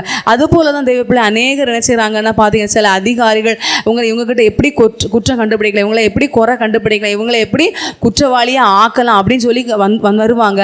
அப்படி அவங்க வந்த எண்ணம் நோக்கம் வேற. ஆனால் அவங்க வரக்கூடியவங்க பார்த்தீங்கன்னா இங்கே வந்து ஆண்டுடைய அன்பினால் தொடப்பட்டு கர்த்தருக்காகவே வாழ்கிறவங்களா, கர்த்தருக்காகவே ஜீவிக்கிறவங்களா, கர்த்தருக்காகவே மறிக்கக்கூடியவங்களா கர்த்தர் என்ன செய்திருவாங்க, மாற்றிடுவாங்க. இப்படி அநேக சாட்சிகள் இருக்க தெய்வ பிள்ளைங்க. ஒரு தேவனுடைய மனுஷன், அவர் தேவனுடைய மனுஷனாக இல்லை, அவர் வந்து செத்து போகலாம், வாழ்க்கையில் கஷ்டம், நமக்கு ஒன்றுமே இல்லை, நம்ம போஷிக்கப்படுறதுக்கு எந்த வழி ஆதாரமுமே இல்லை, இனி நம்ம என்ன செய்யலாம், இனி நமக்கு ஒன்றுமே இல்லை, நம்ம என்ன செத்து போகலாம் அப்படிங்கிற ஒரு அனுபவத்தில் அவர் வந்து முடிவெடுத்து கடைசி ராத்திரி 7 மணி ட்ரெயினில் விழுந்து செத்துறணும் அப்படின்னு சொல்லி அவர் போய் என்ன செய்ய அந்த ரயில்வே பக்கத்தில் தான் நின்றுட்டு இருந்தார். அப்படிப்பட்ட அனுபவத்தை நிற்கும் போது ஒரு பெந்தைகோஸ்து சபையில் அங்கேருந்து என்ன செய்யுது, அவங்களுக்கு பாட்டு ஆராதனை நடக்கிற சத்தங்களை அவர் கேட்குறாரு. அந்த சத்தத்தை கேட்கறது மூலமாக நம்ம அங்கே போய் பார்ப்போம் என்ன நடக்குது அப்படின்னு சொல்லி அந்த பார்ப்போம். அந்த வார்த்தைகள், அந்த பாடல் வரிகள் இதெல்லாம் அவருக்கு தொடப்பட்ட ஒரு அனுபவத்தில், அவருக்கு ஒரு பிரயோஜனமான அனுபவத்தில் காணப்பட்டனால அவர் நினச்சதாராம் அந்த ஆலயத்துக்கு வந்தாராம். அப்படி வந்து அங்கே வந்து உட்கார்ந்துருக்கு, ஏதோ ஒரு பின்னாடி ஒரு மூலம் அர்த்தத்தில் யாருக்கும் தெரியாத அனுபவத்தில் ஒரு உட்கார்ந்துருக்காரு. பார்த்தீங்கன்னா அங்கே நடந்த பாட்டு, அவர் 7 மணி ட்ரெயினுக்கு போகணும்னு நினச்சி தான் பிளான் பண்ணி வந்தவர். பார்த்தீங்கன்னா தன்னையே மறந்து ஆண்டுடைய வார்த்தை அவருக்கு ஆற்றப்பட்டு தேற்றப்பட்டு ஆண்டுடைய வார்த்தை அவரை பார்த்து பேசுறது போல இருந்ததுனால அவர் தன்னையே மறந்துட்டார். தான் எதுக்கு வந்தோம், என்ன நோக்கம் எல்லாமே மறந்து அந்த ஆண்டவர் எனக்கு வேணும், நான் ஆண்டவரோட பிள்ளையா நான் வாழ்கிறேன், அவருக்கு நான் ஒப்பு கொடுக்குறேன் அப்படின்னு சொல்லி மாறி பார்த்தீங்கன்னா முற்றுமா கொஞ்சம் அதுக்கு நம்ம என்ன செய்யணும், பைபிள் படிக்கணும், ஆண்டவரை தேடணும் அப்படின்னு சொல்லி கொஞ்சம் கொஞ்சமாக மாறி அதுக்கப்புறம் கர்த்தருக்காக வேதத்தை எடுத்து கர்த்தருக்கு அநேகருக்கு தேவனை பற்றி சுவிசேஷம் சொல்லக்கூடியவங்க, கர்த்தருக்காக ஊழியம் செய்யக்கூடியவங்களா, அவங்க கடந்து போன பாதையில் ரொம்ப வறுமை, சாப்பாட்டுக்கே வழி இல்லை. அவங்க சொல்கிறாங்க, நீங்கள் இவ்வளோ கஷ்டப்படுறீங்க, போய் வேலைக்கு போங்க, வேலைக்கு போய் சம்பாதிங்க. ஆனாலும் என்ன செய்யலை, இல்லை நான் தேவனுக்காக முன் வச்ச காலை நான் பின் வைக்கக்கூடாது. எவ்வளவோ கஷ்டம், நெருக்கம், உபத்திரம், தருத்திரம், ஒண்ணுமில்லாத நிலவரத்தில் கூட கர்த்தருக்காக என்ன செய்தாங்க, நின்னாங்க தெய்வ பிள்ளைங்க. கடைசி பார்த்தீங்கன்னா கர்த்தர் நல்ல பிள்ளைங்களை கொடுத்தாங்க. இன்றைக்கு அந்த ஊழியம் மிகப்பெரிய ஊழியமா வெளியே அறியப்படுற விதத்தில் ஊழியமா இன்றைக்கு நடந்துட்டு இருக்கு. ஆனால் அந்த ஊழியத்தின் ஆரம்பம், அந்த ஊழியக்கார் போன பாதை இப்படி தான் தெய்வ பிள்ளைங்களே. கர்த்தர் அப்படியா பாருங்க, இப்படிதான் எப்படியோ வருவாங்க. ஆனால் அறியாது இருக்கிற தேவன் அங்கே ஒருத்தர் அவங்களுக்கு இருக்காங்கிற அறிவு அவங்களுக்கு இல்லை. ஆனால் கர்த்தர் அவங்களையே அதிசயமான செயல்களை செய்யக்கூடியவங்களை, கர்த்தருக்காகவே வாழ்ந்து மறிக்கக்கூடியவங்களை கர்த்தர் அவங்கள மாற்றக்கூடிய அனுபவமாக காணப்படுது. அல்லேலூயா. 1 சாமுவேல் 3ஆம் அதிகாரம் 6வது வசனத்தை வாசிக்கும்போது 1 சாமுவேல் 3ஆம் அதிகாரம் 6லேருந்து வாசிக்கும்போது வாசிங்க. மறுபடியும் கர்த்தர் சாமுவேலை என்று கூப்பிட்டார். அப்பொழுது சாமுவேல் எழுந்திருந்து ஏலியினிடத்தில் போய், இதோ இருக்கிறேன், என்னை கூப்பிட்டீரே என்றான். அதற்கு அவன், என் மகனே, நான் உன்னை கூப்பிடவில்லை, திரும்பி போய் படுத்துக்கொள் என்றான். நமக்கு வாசிக்கிறோம் பாருங்க. சாமுவேல் அவங்க அம்மா என்ன செய்துட்டாங்க, ஆலயத்தில் கொண்டு விட்டுட்டாங்க. சாமுவேல் ஒரு சின்ன ஒரு பையன். அவன் பாருங்க, அங்கே வேதத்தில் நம்ம வாசிக்கும் போது விளக்கு அணையும் முன்பாகவே என்ன செய்துட்டான், தான் படுக்கக்கூடிய இடத்துல போய் படுத்துக்கிட்டான். இரவு வேளையில் படுத்துக்கிட்டான். அவங்க அம்மாவுக்கு குழந்தையே இல்லாததுனால அவங்க கர்த்தருடைய சமூகத்தில் பொருத்தனை பண்ணாங்க. எனக்கு நிந்த மாறினா மட்டும் போதும், என்னை மலடின்னு சொல்லி என்ன செய்கிறாங்க, நிந்திக்கிறாங்க. அந்த நிந்த மாறினா போதும், எனக்கு ஒரு குழந்தையை தாங்க, அந்த குழந்தையை தந்து அவன் உயிருள்ள நாள் வரைக்கும் உங்கள் சமூகத்திலே தான் நான் அவனை கொண்டு வந்து விட்டுருவேன், உங்கள் பிள்ளையாக இருக்கட்டும், உங்களுக்கு ஊழியக்காரனாக இருக்கட்டும் அப்படின்னு சொல்லி அவங்க பொருத்தனை பண்ணி கேட்டாங்க. அதுபோல் பாருங்கள், அந்த குழந்தைய அவன் குறிக்கப்பட்ட நாளுக்கு பிற்பாடு தாயார் கர்த்தருடைய ஆலயத்திலே கொண்டு வந்து விட்டுட்டாங்க. அந்த ஆலயத்தில் பார்த்தீங்கன்னா ஏலி என்கிற ஒரு தேவனுடைய மனுஷனும் காணப்படுறார். இந்த சாமுவேல் சின்ன பையன் அவனும் காணப்படுறார். அப்படி இந்த சின்ன பையனாக இந்த சாமுவேல் ராத்திரி படுத்தாச்சு. படுத்துட்டு இருக்க நேரத்தில் என்ன செய்யறான், அவனுக்கு சத்தம் கேட்குது, சாமுவேலேன்னு கூப்பிடுற சத்தம் கேட்குது. உடனே என்ன செய்யறான், ஏலிக்கிட்ட போய் நீங்கள் கூப்பிட்டீங்களா அப்படின்னு சொல்லி நினைச்சிடறான். போய் அவன் கேட்குறான். ஃபஸ்ட்டும் போய் கேட்குறான். அவர் சொல்ல, நீ போய் படுத்துக்க, நான் அவனே கூப்பிடலை. மறுபடியும் என்ன செய்ய கத்தர் நினைச்சர் பார்த்து என் கத்தர் வந்து சாமுவேலை பார்த்து கூப்பிட்றான். அவன் கூப்பிட 3ஆவது நேரம் தான் அவன் கூப்பிடுறத பார்த்து ஏலிக்கிட்ட போய் கேட்டவொன்னே ஏலிக்கு புரிஞ்சுட்டு, இது யார் கூப்பிட்றா, இவனை சின்ன பையன் தான் சாமுவேல், எனக்கு அவனை கத்தர் கூப்பிடுறாரு என்பதை அவன் அறிந்து அவர் சொல்லிக் கொடுக்குறார். இனி உன்னை கூப்பிட சத்தம் உன்னை கூப்பிட்டா கர்த்தாவே சொல்லும், அடியேன் கேட்குறேன் அப்படி நீ சொல்லுன்னு சொல்லி போய் வந்த பிள்ளையாண்டனாயே சாமுவேல் அனுப்பி விடுறாரு. அதே போல் அவன் படுத்துக்கொள்கிறான். பாருங்க, கர்த்தருடைய வார்த்தை அவனை பார்த்து கூப்பிடுறாரு. அவனும் சொல்லி கர்த்தருடைய வார்த்தையை கேட்குறான். தெய்வ பிள்ளை அவன் அறியலை. சாமுவேல் கர்த்தரை அறியலை. கர்த்தருக்கு அவரோட அவங்க அம்மா சொல்லியிருக்கலாம், இப்படியா உடனே ஜோம் பண்ணி தான் நீ எனக்கு கிடைச்சா, நான் குழந்தை இல்லாமல் இருந்தேன் அப்படின்லாம் எல்லா தாயை நினச்சிருப்பாங்க, சொல்லியிருப்பாங்க, நீ ஜெபத்தில் கிடைச்ச பையன்தான் அப்படிலாம் சொல்லியிருப்பாங்க. ஆனால் அவன் கர்த்தருடைய சத்தத்தை சின்ன பையன் அறிந்து கொள்ளலை. ஆனால் அவன் அறியலை. அவனை அறிந்திருக்கிற கர்த்தர் அவனை பார்த்து நினைச்சாங்க, கூப்பிடுறாங்க. தெய்வ பிள்ளைங்களை, இது போல தான் நம்முடைய ஜீவியத்தில் கூட நாமும் கூட கர்த்தருடைய சத்தத்தை கேட்கும்படியா கர்த்தர்கிட்ட போகக்கூடிய அனுபவத்தில் காணப்படுறோமா, இல்லை மனுஷ மார்க்கமாக நடக்கிற அந்த ஏலிக்கிட்ட போய் கேட்டது போல் ஏலியை பார்க்கறதுக்கு மனுஷங்க கிட்ட நாம் போகக்கூடியவங்களாக காணப்படுறோமா? தெய்வ பிள்ளைங்களே, கர்த்தருடைய வார்த்தைக்கு கீழ்ப்படுகிற கர்த்தருடைய சத்தத்தை கேட்கும்படியா கர்த்தர்கிட்ட போகக்கூடியவங்களாக காணப்படுறோமா? இல்லைனா பெடரி முறிஞ்சி சாகக்கூடிய ஏலி கிட்ட கர்த்தருடைய வார்த்தை இருக்கு அப்படின்னு சொல்லி போகக்கூடிய அனுபவமாக காணப்படுறோமா? தெய்வ பிள்ளைங்களே, நம்முடைய ஜீவியத்திலையும் கூட நாம கூட யோசித்து பார்க்க வேண்டியது அவசியமாக இருக்குது. பாருங்க, ஆண்டவரும் இந்த சாமுவேலை பார்த்துங்க பகல் நேரத்தில் கூப்பிடலை. அவர் கூப்பிட்டது ராத்திரி நேரத்தில், தூங்க போகிற நேரத்தில், விளக்கு அணையக்கூடிய நேரத்தில் கர்த்தர் நினைச்சாங்க கூப்பிடுறாங்க. பாருங்கள், அப்படிப்பட்ட நம்ம கூட பாருங்கள், ஒருவேளை கஷ்ட நேரத்தில் சோதனையான கஷ்டமான வியாதியான நேரத்தில் தான் கர்த்தர் நம்மளை பார்த்து கூப்பிடுவாங்க. ஆனால் கர்த்தருடைய சத்தத்தை கேட்கக்கூடிய அனுபவத்தில் கேட்டு அதுக்கு ஒப்பு கொடுத்து கீழ்ப்பிடிந்து வாழ்கிற அனுபவத்தில் முடியல நம்ம காணப்படுறோமா? இல்லை நம்ம அல்லல் தட்டுறக்கூடியவங்களை காணப்படுறோமா? இல்லை கர்த்தருடைய சத்தத்தை கேட்கும்படியாக நாம் இந்த ஏலிக்கிட்ட போகக்கூடிய அனுபவத்தில் நம்ம காணப்படுறோமா என்று நம்மளை ஆராய்ந்து பார்க்க வேண்டியது அவசியமாக இருந்த தேவ பிள்ளைகளே. பாருங்க, சாமுவேல் என்ன கர்த்தர் அறியலை, ஆனால் கர்த்தருடைய சத்தம் அவனுக்கு உண்டாச்சு. பாருங்க, அப்படி அதுபோல் நம்முடைய வாழ்க்கையிலே நாம் அறியாத தேவன் நம்மத்தில் காணப்படுற நம்ம கூட இருக்கிறாங்க. அவருடைய சத்தத்தை கேட்டு அவருடைய சத்தத்தை செய்கிறவர்களா, அவர் கீழ்ப்படிந்து நடக்கிறவர்களா நாம் காணப்பட வேண்டியது அவசியமாய் காணப்படுது. 4வதாக நம்ம வாசிக்கும் போது ஆதியாகமத்தின் புஸ்தகம் 16ஆம் அதிகாரம் 6லேருந்து வாசிக்கும் போது, ஆதியாகமம் 16ஆம் அதிகாரம் 6லேருந்து வாசிக்கும். அதற்கு ஆபிரகாம் சாராயை நோக்கி, இதோ உன் அடிமை பெண் உன் கைக்குள் இருக்கிறாள், உன் பார்வைக்கு நலமானபடி அவளுக்கு செய் என்றான். அப்பொழுது சாராய் அவளை கடினமாய் நடத்தினபடியால் அவளை விட்டு ஓடிப்போனாள். கர்த்தருடைய தூதனானவர் அவளை வனாந்திரத்திலே சூருக்கு போகிற வழி அருகே இருக்கிற நீருற்றண்டையில் கண்டு, சாராயின் அடிமை பெண்ணாகிய ஆகாரே, எங்கே இருந்து வருகிறாய், எங்கே போகிறாய் என்று கேட்டார். அவள், நான் என் நாச்சியாராகிய சாராயை விட்டு ஓடி போகிறேன் என்றாள்.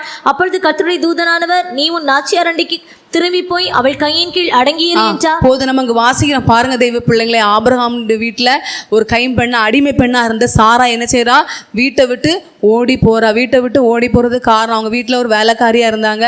ஆனால் கர்த்தருடைய வார்த்தை பாருங்க, ஆபிரகாமுக்கு நான் உனக்கு வாக்குத்தத்தத்தின் சந்ததியை தருவேன் அப்படிங்கிற வாக்குத்தத்தத்தை கர்த்தர் கொடுத்துருந்தார். உன் சந்ததியை மணலத்தனையாக பெருக பண்ணுவேன், வானத்து நட்சத்திரங்களைப் போல பெருக பண்ணுவேன் வாக்குத்தத்தம் கொடுத்துருந்தாங்க.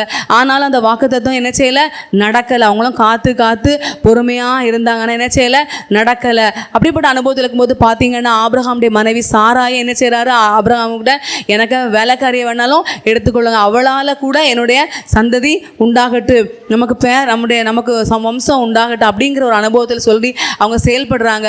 அப்படிப்பட்ட அனுபவத்தில் இருக்கும்போது ஆகார் என்ன செய்துட்டா, கர்ப்பவதி ஆயிட்டா.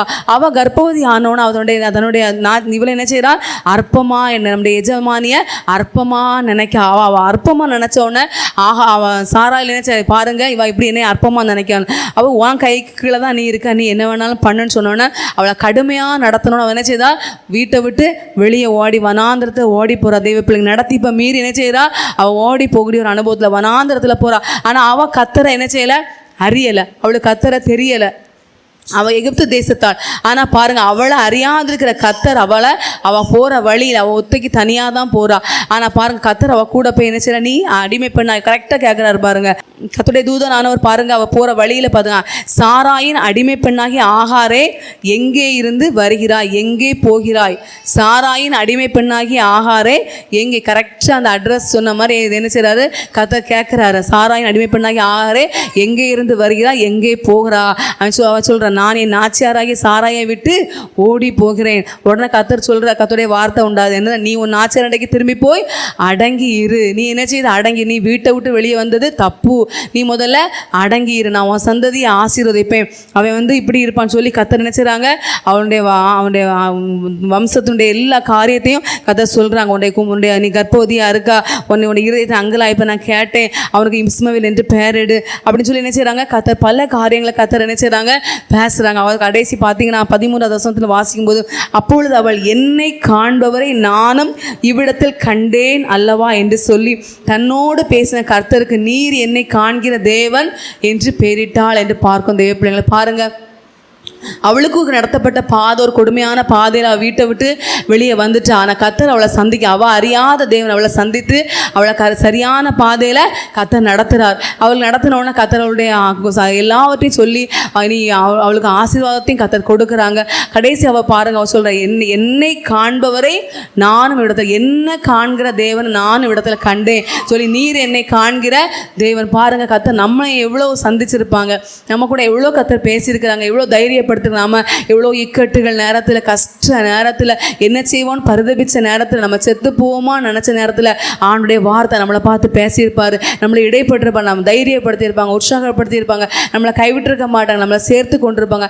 ஆனால் நமக்கெல்லாம் பாருங்கள், இந்த ஆகார் பாருங்கள், நீர் என்னை காண்கிற தேவன், எவ்வளோ ஒரு அழகான வார்த்தை. எனக்கு இந்த வார்த்தை வேதத்தை வாசிக்கும் போது இந்த இதை நான் நினச்சி பார்த்தேன், பரவாயில்ல, என்ன ஒரு கத்தருக்கு ஒரு பேரை இட்டிருக்காங்க. நம்ம கூட பாருங்கள், ஏசப்பா எவ்வளவோ ஆண்டவர் நல்லவரா வல்லவரா, ஒவ்வொரு நாளும் கடந்து போகிற பாதையில் நமக்கு ஒவ்வொரு நாளும், ஒவ்வொரு நாட்களும், மாதங்களும், வருஷங்களும் ஏசப்பா எவ்வளவோ நன்மைகளும் அற்புதங்களும் நம்முடைய நெருக்கத்தில், கஷ்டத்தில் எல்லா நேரத்தையும் செய்து வராங்க. ஆனால் நாம் கூட கத்தருக்கு இப்படி சொல்லுகிற அனுபவம் இருக்குதா? உண்மையான ஒரு வார்த்தை, என்னை காண்பவரை நானும் இவ்விடத்தில் கண்டேன் என்று ஒரு நல்ல ஒரு, நீர் என்னை காண்கிற தேவன், எவ்வளோ ஒரு கத்தருக்கு ஒரு நாமம் போன்று அவங்க சொல்கிறாங்க. நாம உன்னை கூட பாட்டு பாடுறோம், நான் உன்னை விட்டு விலகுது, அந்த பாட்டை பாடி நம்ம இது பண்ணுறோம். தேவ பிள்ளைங்க பாருங்கள், நம்முடைய வாழ்க்கையில கத்தரை உயர்த்துகிற ஒரு அனுபவம், கத்தருடைய நாமத்தை போற்றுகிற ஒரு அனுபவம், அப்படிப்பட்ட ஒரு அனுபவம் நமக்கு தேவையாய் காணப்படுது. தேவ பிள்ளைங்க பாருங்கள், இந்த ஆகார் நாச்சியார் அண்டை விட்டு நடத்திப்ப மாரி அவங்க போகிறாங்க. ஆனால் அவள் அறியாத தேவன் அந்த இடத்துல சந்தித்து அவளுடைய ஜீவியத்தை மாற்றி அமைத்து அவளுடைய சந்ததியை ஆசீர்வதிக்கிற ஒரு அனுபவத்தில் அப்படியே நமக்கு காணப்படுற அனுபவமாக காணப்படும். தெய்வ பிள்ளைகள் நாமும் கூட கர்த்தருடைய வார்த்தையை கேட்டு கர்த்தருடைய வார்த்தையை கீழ்ப்படிந்து நம்ம ஜீவிக்க வேண்டியது அவசியமாய் காணப்படுது. அல்லேலூயா. சங்கீதம் 91:1. உன்னதமானவரின் மறைவில் இருக்கிறவன் சர்வ வல்லவருடைய நிழலில் தங்குவான். ரூத் 2:12. உன் செய்கைக்குத்தக்க பலனை கர்த்தர் உனக்கு கட்டளையிடுவாராக. இஸ்ரவேலின் தேவனாகிய கர்த்தருடைய செட்டைகளின் கீழ் அடைக்கலமாய் வந்த உனக்கு அவராலே நிறைவான பலன் கிடைப்பதாக என்றான். பாருங்க, நம்ம வேதத்துல வாசி, உன்னதமானவரின் மறைவில் இருக்கிறவன் சர்வ வல்லவருடைய நிழலில் தங்குவான். உன்னதமானவரின் மறைவில் இருக்கிறவன் சர்வ வல்லவருடைய நிழலில் தங்குவான். ஆண்டுடைய செட்டைகளின் கீழே பார்த்தீங்கன்னா அங்கே ஒரு ஆசீர்வாதமான ஒரு அனுபவமாக காணப்படுது. தேவ கர்த்தருடைய செட்டைகளின் கீழ் ஒரு அடைக்கலமாய் வந்த ரூத், அவளுக்கு என்னது ஒரு நிறைவான பலனை காணப்படும். ஆணுடைய சட்டைகளின் கீழ் வந்ததான் அந்த ரூத்துக்கு கர்த்தர் ஒரு நிறைவான ஒரு பலனை கொடுக்குற ஒரு அனுபவமாக காணப்படும். பார்க்க தேவ பிள்ளைங்க பாருங்க, ரூத் ஒரு மோவாபிய பெண். ஆனால் அவள் இங்கே மருமகளாக வந்த பிற்பாடு தான் கர்த்தரை பற்றி என்ன செய்தா அறிந்து கொண்டான். கத்தருக்கு என்று கத்தருடைய சமூகத்தில் அவள் அடைக்கலமாக வந்த பிற்பாடு கத்தருடைய வார்த்தையை கேட்டு அவரை விசுவாசித்து அவரை ஏற்றுக்கொண்டு அவருடைய பிள்ளையாக மாற்றப்பட்ட பிற்பாடு தான் என்னது அவங்க வாழ்க்கையில் குடும்பத்தில் இழப்புகள் நேரிடுது. அந்த இழப்புகள் மத்தியில் அவன் என்ன செய்யலை, பின்மாறி அவள் வந்து போகலை, பழைய தெய்வத்தையே கும்பிடுவோம் ஆராதிப்போம் போகலை. கத்தருக்காக உறுதியாக நிற்க அந்த தேவன் போதும், இந்த ஜனங்கள் போதும், இந்த காரியங்களே போதும் அப்படின்னு சொல்லி கத்தரை உறுதியாக ஆண்டு இந்த செட்டைகளுக்குள்ளாகவே அவள் இருக்கிறா. அவளுடைய அந்த தேவனுக்குள்ளாகவே அவளுடைய ஜீவியத்தில் காணப்படும் போது பார்த்தீங்கன்னா அவளுடைய ஜீவியத்தை கத்தர் என்ன செய்கிறாங்க, ஆசிர்வதிக்கக்கூடியவங்களாக கத்தர் மாற்றுறாங்க. தேவப்பிள்ளை அவருடைய வேதத்தில் வாசிக்கும் போது ரூத்துடைய புஸ்தகம் 3 நம்ம வாசித்தது போல முந்தின சீரை பார்க்கலாம் பிந்தின சீர் ஆசீர்வதிக்கப்பட்ட அனுபவத்தில் கத்தர் அவளை மாற்றக்கூடிய அனுபவமாக நம்ம பார்க்கணும். தேவ பிள்ளைங்களை பாருங்கள், அவளுடைய முந்தின வாழ்க்கை எப்படி இருந்துச்சோ, எப்படிப்பட்ட கஷ்டத்தில் நெருக்கத்தில் பாதையில் போனான்னு தெரியாது.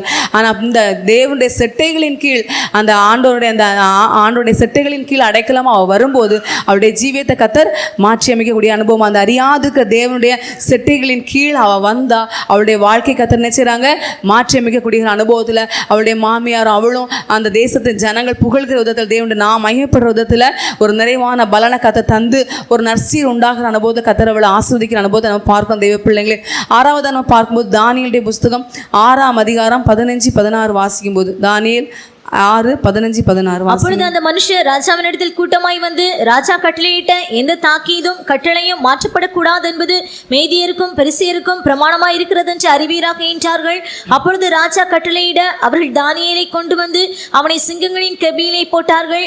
ராஜா தானியேலை நோக்கி, நீ இடைவிடாமல் ஆராதிக்கிற உன் தேவன் உன்னை தப்புவிப்பார் என்றான். நம்ம போதும் தேவ பிள்ளைங்க வாசிக்கும் போது பார்த்தீங்கன்னா நமக்கு தானியேல் சிங்க கெபியில போடப்பட்ட கதை என்னச்சு அவங்க சின்ன குழந்தைகள்லேருந்தே சொல்லி கொடுத்து தான் வளர்ப்பாங்க. எல்லாருக்கும் நமக்கு தெரிஞ்ச சம்பவங்கள் தான். ஆனால் அந்த அதிகாரத்தில் ஆரம்பம் முதற்கொண்டு நம்ம வாசித்து பார்த்தீங்கன்னா தானியேல் பார்த்தீங்கன்னா அந்த தேசத்துடைய பிரதானிகள் தேசாதிபதிகள் எல்லாருக்குமே மேலான ஒரு அனுபவத்தில் காணப்படும். தானியேலுக்குள்ள ஒரு விசேஷித்த ஆவி காணப்படுது. அப்படிப்பட்ட அனுபவத்தில் தரியூர் ராஜாவே எல்லாவற்றுக்கும் மேலா இந்த தானியேலை மட்டுமே நம்ம என்ன செய்திடலாம், நம்ம நியமிச்சிடலாம் அப்படின்னு சொல்லி தான் அந்த ராஜா நினைச்சிட்டே காணப்பட்டார். இப்படிப்பட்ட அனுபவத்தில் இருக்கும்போது வந்து நம்ம இப்போ வாழ்ந்து கொண்டு இந்த பூமியில் பாருங்கள், ஒரு வேலையானாலும் சரி, ஒரு எந்த ஒரு இடத்துலையும் பாருங்கன்னா ஒருத்தருக்கு ஒருத்தர் ஒரு போட்டி இருக்கும். ஒரு ஆள் முன்னுக்கு வர்றது இன்னொரு ஆளுக்கு பிடிக்கவே செய்ய என்ன செய்வாங்க, எவ்வளோத்துக்கு பின்னாடி அவங்களை இழுத்து போட முடியுமோ, அவங்கள ஏதாவது பிரச்சனையில் மாட்டி விட முடியுமோ என்ன செய்வாங்க, ஒரு சூழ்ச்சி என்ன செய்வாங்க, அவங்களே கிரியேட் பண்ணி தவறாக பேசுறது, இவங்க அதை செஞ்சாங்க இதை செய்வாங்க என்ன செய்வாங்க, பலவிதமான காரியங்களை பண்ணுவாங்க. ஏன்னா இவங்க முன்னுக்கு வரக்கூடாது, இவங்க வந்து உயர்ந்துடக்கூடாது, அந்த ஆஃபீஸ் வேலை பார்க்குற இடத்துல இவங்களை அதிகாரிகள் உயர்த்தி வச்சக்கூடாது, பெரிய மேனேஜர் போஸ்ட்டு அப்படி பெரிய பெரிய போஸ்ட்டுக்கு இவங்களை வந்துடக்கூடாது அப்படிங்கிறதுக்கு என்னெல்லாம் என்ன செய்வாங்க, பலவிதமான தந்திரங்கள் சிலர்லாம் செய்வனையே என்ன செய்வாங்க செஞ்சு பல காரியங்கள் இந்த நாட்களில் வேலை பார்க்குற வேலை ஸ்தலங்களில் காணப்படும். அதே போல் தான் இந்த இடத்துல பார்த்தீங்கன்னா தானியேலுக்கு விரோதமாக பலவிதமாக என்ன செய்வாங்க செயல்பட்டாங்க அந்த பிரதானிகள். இந்த ராஜா கட்டளை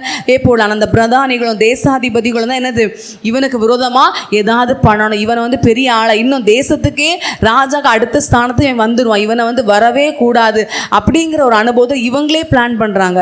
இவங்களே பிளான் பண்ணி இவங்களே என்ன செய்கிறாங்க, இவனை வந்து எந்த விஷயத்துலையும் குற்றமே படுத்த முடியாது, எல்லா விஷயத்துலையும் பெர்ஃபெக்ட், எல்லா விஷயத்துலையும் உண்மை உத்தமமாக காணப்படும். ஆனால் ஒரே ஒரு விஷயம், இவனுக்கு வேத விஷயத்தில் மட்டும்தான் இவனை என்ன செய்ய முடியும், குற்றப்படுத்த முடியுங்கிறத அவங்க கண்டுபிடிச்சி என்ன செய்தாங்க, அதுக்காக என்ன செய்தாங்க, ஒரு பிளான் பண்ணி ராஜா கிட்ட வந்து, ராஜாவே நீங்கள் எவனாகிலும் 30 நாள் வரையிலும் உங்களை தவிர வேற யாரும் என்ன செய்யக்கூடாது, வேற எந்த தெய்வத்தையும் ஆராதிக்கக்கூடாது அப்படின்னு சொல்லி அவங்களே எல்லாத்தையும் கிரியேட் பண்ணிட்டு கடைசியில் நீங்கள் ஒரு சைன் மட்டும் போடுங்க, உங்கள் முத்திரையை மட்டும் தாங்க அப்படின்னு சொல்லி கேட்டு ராஜாக்கு முத்திரையும் வாங்கி, ராஜாவுக்கு என்ன செய்யல, இவங்க எதுக்கு இந்த பிளான் பண்ணுறாங்கங்கிறது என்ன செய்யல ராஜாவும் தெரியல. இந்த மந்திரிகள் பிரதானிகள் எது செஞ்சாலும் நல்லதுக்கு தான் செய்வாங்க, தேசத்துக்கு நல்லது, ராஜ்யத்துக்கு நன்மை செய்வாங்க அப்படிங்கிற ஒரு இதில் அவங்க முத்திரை கொடுத்தாங்க.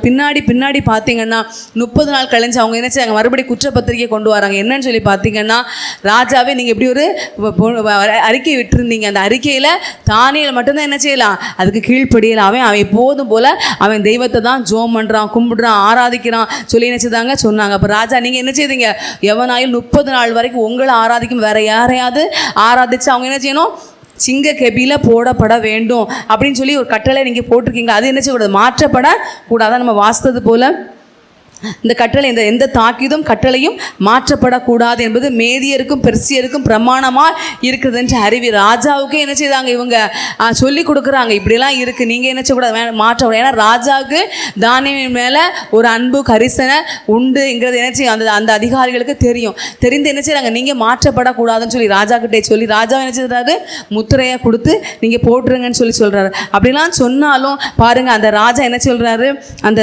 கெபியுடைய கிட்ட வாசல் கிட்ட வந்து நீ சொல்றாரு ராஜா தானியேலை நோக்கி, நீ இடைவிடாமல் ஆராதிக்கிற உன் தேவன் உன்னை தப்புவிப்பார். நீ இடைவிடாமல் அந்த தரியூர் ராஜா அவனுக்கு இந்த தேவன் அப்படிங்கிறது தெரியும். ஆனால் அவர் என்ன செய்யலை, கும்பிடலை, கர்த்தரை ஏற்றுக்கொள்ளலை. ஆனால் தானியேலை பற்றி எல்லாமே தெரிந்து அவர் சொல்ல, நீ இடைவிடாமல் ஆராதிக்கிற தேவன் உன்னை தப்புவிப்பார் அப்படின்னு சொல்லி அந்த சிங்க கெபிக்கு வாசலை வந்து சொல்கிறாரு. பாருங்கள், அப்படிப்பட்ட அனுபவத்தில் அந்த அதிகாரத்தை அடுத்து வாசித்து பார்த்தீங்கன்னா 18வது வசனத்தை வாசிக்கும் போது பாருங்கள், அந்த ராஜாவுக்கு இப்போ பாருங்கள், இப்போ நமக்கு ஒருத்தங்க மேலே ஒரு அன்பு இருக்குது, கரிசனை இருக்குன்னா அவங்களுக்கு ஒரு கஷ்டம் வந்துட்டு, அவங்களுக்கு ஒரு நஷ்டம் வந்து நமக்கு என்ன செய்யாது, சாப்பாடு இறங்காது, தூக்கம் வராது. அப்படின்னா தான் உண்மையாக அவங்க மேலே ஒரு அன்பு கரிசனை இருக்குதுன்னு ஒரு அர்த்தம். பாருங்கள், அதே போல் தான் பாருங்கள், அந்த ராஜா பெரிய ராஜா அவனுக்கு ஒரு தூக்கம் வரலன்னா அவனுக்கு பாட்டு பாடாததுக்கு கீதம் வாங்கி எப்படி எவ்வளவோ ராஜாக்கள் கொண்டு அதான் விதத்தில் வாசிக்கும் போது பாருங்கள், அந்த ராஜா ராமுழுதும் போஜனம் பண்ணவே இல்லையா, கீத வாத்தியம் முதலான எந்த ஒரு காரியத்தையும் தனக்கு முன்பாக வர்றதுக்கே விடவில்லை, நித்திரையும் அவனுக்கு வரல. இவனுக்கு இந்த தானியேலுக்கு இப்படி ஒரு சூழ்ச்சி பண்ணி இப்படி பண்ணிட்டாங்களே, தானியேல் என்ன ஆனானோ அப்படிங்கிற ஒரு எண்ணம், ஒரு கலக்கம், ஒரு தவிப்பு, அப்படியே ஒரு ஒரு ஒரு குழப்பம் இப்படிலாம் அவருக்குள்ளே இருந்ததுனால தூக்கம் வராத அனுபவத்தில் அவர் காணப்பட்டார். பாருங்க, விடிஞ்ச உடனே போய் அதிகாலை மேலே போய் என்ன செய்றாரு, சிங்க கெபியில் போய் கூப்பிடுற ராஜா போய், தானியேலே ஜீவனுள்ள தேவனுடைய தாசனே. அந்த வார்த்தையை பாருங்க, தானியேலே ஜீவனுள்ள தேவனுடைய தாசனே, நீ இடைவிடாமல் ஆராதிக்கிற உன் தேவன் உன்னை தப்புவிக்க வல்லவராய் இருந்தாரா என்று கேட்கிறார் தெய்வ பிள்ளைங்களை. அதனால் தானியேல் சொல்றார், ராஜாவே நீர் என்றும் வாழ்க, சிங்கங்கள் என்னை சேதப்படுத்தாதபடி கர்த்தர் என்ன செய்தாங்க, பாதுகாத்தாங்கன்னு சொல்றாரு. அந்த ராஜா கூட என்ன செய்யலை, இப்படிலாம் இருக்குது. ஆனாலும் அந்த ராஜா வந்து என்ன செய்ய, ஒருவேளை அறிந்திருந்தார், ஆனால் தேவன் தானியேலை பாதுகாப்பாரா அப்படிங்கிற ஒரு அனுபவம் அவருக்குள்ளே காணப்படுது. தானியேலுக்கும் பாருங்கள், கர்த்தர் நம்மளை சிங்க கெபியில் வந்து காப்பாரா அப்படிங்கிற ஒரு அனுபவம் அவங்களுக்குள்ளே இருந்திருக்கலாம் தெய்வ பிள்ளைங்களே. ரெண்டு பேருக்குமே தெரியாது, தானியேலுக்கும் தெரிஞ்சிருக்காது, ராஜாவுக்கும் தெரிஞ்சிருக்காது. ஆனால் அவங்க அறியாது இருக்கிற கர்த்தர், அவங்க கர்த்தரை ஆராதிச்சாங்க, தேடினாங்க, உண்மை உத்தமாக காணப்பட்டாங்க. ஆனால் சிங்க கெபி அவங்கள காப்பாற்றுறது கர்த்தர் வருவாருங்கிற அறியலை. ஆனால் அவங்க அறியாது இருக்கிற கர்த்தர் பார்த்தீங்கன்னா சிங்க கெபியில் தானியேலை போடுறதுக்கு முன்பாக கர்த்தர் அந்த இடத்துல நினைச்சிட்டாங்க, போயிட்டாங்க தெய்வ பிள்ளைங்களை. பாருங்கள், கர்த்தர் அந்த சிங்க கெபியில் இருந்ததுனால, சிங்க கெபியில் தானியேல் கீழே தூக்கி அவனை போடுறதுக்கு முன்பாகவே பாருங்கள், அவன் கர்த்தர் இருந்ததுனால அவர் நினைச்சிருப்பார், அவனை தாங்கி பிடிச்சிருப்பார், அவனை வந்து அவனுக்கு அடிப்படாதபடி கர்த்தர் தாங்கி பிடிச்சிருப்பாங்க. சிருஷ்டிகரை பார்த்தவனை சிருஷ்டி என்ன செய்துச்சு, வாழை சுருட்டிக்கிட்டு வாயை மூடிக்கிட்டு அது இருக்க இடமே தெரியாத அவ்வளோ அளவுக்கு என்ன செய்துச்சு, காணப்பட்ட தெய்வ பிள்ளைங்களை. பாருங்கள், தம்முடைய தெய்வம் அறியாது இருக்கிற கர்த்தர் அந்த சிங்க கெபியில் போடப்பட்ட போதிலும் சிங்கங்கள் சேதப்படுத்தாதபடிக்கு தானியேலை கர்த்தர் நினைச்சாங்க, பாதுகாக்கக்கூடிய அனுபவமாக காணப்படுறாங்க தெய்வ பிள்ளைகளை. அதுபோல் தான் பார்த்தீங்கன்னா தானியேலுடைய புஸ்தகம் 3ஆம் அதிகாரம் 15 வாசிக்கும்போது நம்ம இங்கே வாஸ்து பார்த்தீங்கன்னா அங்கேயும் பாருங்கள், தேவனுடைய பிள்ளைங்க சாத்ராக் மேஷாக் ஆபேத்நேகோ இவங்களை என்ன செய்கிறாங்க, அக்கினி சூளையில் போடுறாங்க. அங்கேயும் பார்த்தீங்கன்னா அந்த நேபுகாத் நேச்சர் என்ன செய்கிறாரு, ஒரு பெரிய சிலையை வச்சுக்கிட்டு அந்த சிலையை என்ன செய்யணும், எல்லாரும் வணங்கணும், அதுக்கு ஆராதனை செலுத்தணும், அப்படி செய்யலைன்னா அக்கினி சூளையில் போடப்படுவீங்க அப்படின்னு சொல்லி. அப்படி பார்த்தீங்கன்னா எல்லாரும் கும்பிட்டு என்ன செய்தாங்க, வணங்கிட்டாங்க. கடைசி வணங்காதவங்க அந்த 3 பேர் தான். அப்படிப்பட்ட அனுபவத்தை இவங்க 3 பேரையும் சொல்கிறாங்க, இவங்களை 3 பேரையும் கொண்டு வந்து என்ன செய்கிறாங்க, அவங்க சொல்கிறாங்க, நாங்கள் என்ன செய்ய மாட்டோம், நாங்கள் வணங்க மாட்டோம், நாங்கள் கும்பிட மாட்டோம் அப்படின்னு சொன்னோன்னா அவருக்கு ராஜாவுக்கு கடுமையான கோபம். ஏற்கனவே அக்னி சூடாக தான் இருக்குது, இன்னும் அதிகமாக இன்னும் சூடாக்குங்க, இன்னும் 7 மடம் கடுமையான சூடாக்குனதுக்கு பிற்பாடு என்ன செய்யுங்க, இவங்களை கெட்டி தேசத்திலே பலவான்கள், இராணுவத்தில் வீரர்கள் ரொம்ப அதிகமாக ட்ரைனிங் எடுத்திருப்பாங்க, அவங்கள தான் இவங்களை இந்த 3 நல்லா கெட்டி அவுத்துட்டு ஓடிடக்கூடாதுன்னு சொல்லி பயங்கரமாக கெட்டி தூக்கி போட்டாங்க. அந்த விதத்தில் வாஸ்து பார்த்தீங்கன்னா அவங்க கெட்டி தூக்கி போட்டாங்கல்ல பலசாலிகளை, அவங்கள அந்த அக்கினுடைய அந்த அக்கினி என்ன செய்து பட்சித்து போட்டது இந்த விதத்தில் வாசிக்கிறோம் தெய்வ பிள்ளைங்களே. பாருங்கள், 3 பேர் அக்கினியில் கெட்டுண்டவர்களாய் அவங்க ட்ரெஸ் எல்லாம் போட்டு தான் உள்ளே போடப்பட்டாங்க. ஆனால் பார்த்தீங்கன்னா அவங்களுக்கு கர்த்தர் என்ன செய்யலை, ஒரு சேதமும் வரல. வேதத்தில் வாசிக்கிறோம், நான் இஸ்ரவேலுக்கு பனியை போல் இருப்பேன் என்று கர்த்தர் சொல்லுகிறாங்க. அந்த பனியை போன்ற தேவன் இவங்க கர்த்தருக்காக நின்றாங்க. ராஜா கிட்ட பயங்கரமாக பேசினாங்க. ராஜா கிட்ட பேசுவோம், அவர்கிட்ட பணிந்து மெல்ல பேசணும் அப்படி இல்லை. தேவனை ஆராதிக்கிற விஷயத்தில் வேற எந்த விஷயத்துக்கும் இவங்க என்ன செய்வாங்க, கீழ்ப்படிந்து அப்படி செய்யணும் இப்படி செய்யணும் கீழ்ப்படிந்து போயிருப்பாங்க. ராஜாவை கட்டளை ஒப்புக்கொண்டிருப்பாங்க. ஆனால் கர்த்தரை ஆராதிக்க கூடாது, இந்த சிலையை வணங்கணும் அப்படின்னு சொன்ன அந்த ஒரு விஷயத்துல இவங்க என்ன செய்யலை, ராஜாவை எதிர்த்துட்டாங்க. என்ன சொன்னாங்க, ராஜாவே ஆண்டவர் எங்களை காப்பாற்ற வல்லவர், அவர் அப்படியே எங்களை காப்பாற்றாட்டாலும் எங்களை பரவாயில்ல, நாங்கள் செத்து போனாலும் பரவாயில்ல, நாங்கள் என்ன செய்ய மாட்டோம், இந்த சிலையை வணங்க மாட்டோம் என்பது ராஜாவாகி உமக்கு தெரிந்திருக்க கட் அண்ட் ரைட்டாக என்ன செய்துட்டாங்க, பேசிட்டாங்க. ஆனால் அவங்க அறியலை தேவன் அக்கினி சூளைக்கு வருவாருங்கிறது இவங்க என்ன செய்யலை, அறியலை. ஆனால் இவங்க கர்த்தருக்காக நின்றதுனால இவங்க போக முன்னாடியே கர்த்தர் என்ன செய்துட்டாங்க, அந்த அக்கினி சூளையில் போயிட்டாங்க. தேவ பிள்ளைகளை பாருங்கள், யோசித்து பாருங்கள், அக்கினியில் போட்டாங்க இராணுவ வீரர்கள் இவங்களை தூக்கி போடுறாங்க. ஆனால் வெளியே போட்டவங்களே அக்கினி என்ன செய்துச்சு, பட்சத்துக்கு அவங்க செத்து போனாங்க, ஸ்பாட்லேயே செத்து போனாங்க.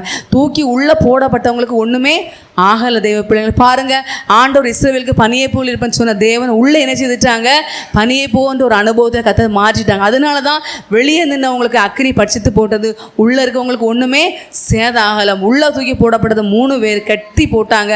ஆனால் அவங்க விடுதலையாக 4 பேராக உலாவிட்டு இருக்காங்க. இதை பார்த்து எல்லா ஜனங்களும் ஆச்சரியப்படும். 3 பேரை கட்டுண்டவர்களாக நம்ம போட்டோம், 4 பேர் விடுதலையாக நிற்காங்களே ங்கிற ஒரு கேள்வியில் பார்த்தீங்கன்னா அவங்க கேள்விக்கு அவங்க கண்டு ஆச்சரியப்படுறாங்க. அவங்களுக்கு ஒன்றும் ஆகலை, அவங்க சந்தோஷமாக இருக்கும். எரிஞ்சு கருகி அவங்க இருந்த இடமே தெரியாத அளவுக்கு உருமாறி போயிருப்பாங்கன்னு நினச்சோம்.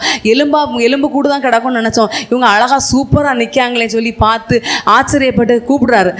ராஜா கூப்பிடுறாரு. பாருங்கள், இவங்க 3 பேர் என்ன செய்கிறாங்க, சாத்ராக் மேஷாக் ஆபேத்நேகோ என்ன செய்யுங்க, நீங்கள் வாங்கன்னு சொல்லி என்ன செய்கிறாங்க, அவங்கள பார்த்து கூப்பிடுறாங்க. நீங்கள் என்ன செய்யுங்க, அந்த வசனத்தை வாசிங்க பார்ப்போம்.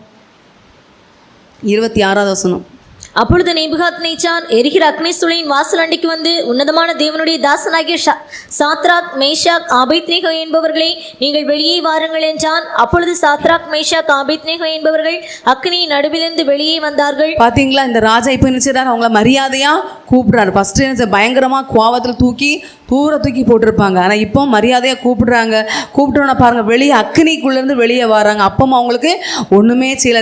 அவங்க ட்ரெஸ் என்ன செய்யும், இந்த பேப்பர் போல் டக்குன்னு இதாக இருக்கணும். ஆனால் துணி ஒன்றுமே கருகலை, அவங்களுக்கு எந்த ஒரு சேதமும் இல்லை. அந்த அக்கினின்னு சொல்லப்படும் அந்த அக்கினியின் மனம் கூட அவங்கள வீசில் தலைமயிறு கருகலை, சால்வை சேதப்படல, எந்த ஒரு அக்கினியினால் எந்த ஒரு சேதமும் இல்லாததில் கர்த்தர் அவங்கள பாதுகாத்தாங்க. அவங்க அறிஞ்சாங்களோ அறியலோ, ஆனால் அவங்கள அறியாது இருக்கிற கர்த்தர் அவங்க அந்த அக்கினி சூளையிலையும் தம்முடைய பிள்ளைகளுக்காக கர்த்தர் வந்து நின்று என்ன செய்கிறாங்க, கர்த்தர் அவங்கள பாதுகாக்கக்கூடியவராய் காணப்பட்டாங்க. தெய்வ பிள்ளைகளை நம்முடைய ஜீவிதத்தில் நாமோட கர்த்தருக்காக நிற்கும்போது நாம் அறியாது இருக்கிற கர்த்தர் நம்மளை வந்து பாதுகாக்கக்கூடியவங்களாக காணப்படுறாங்க. அல்லேலூயா.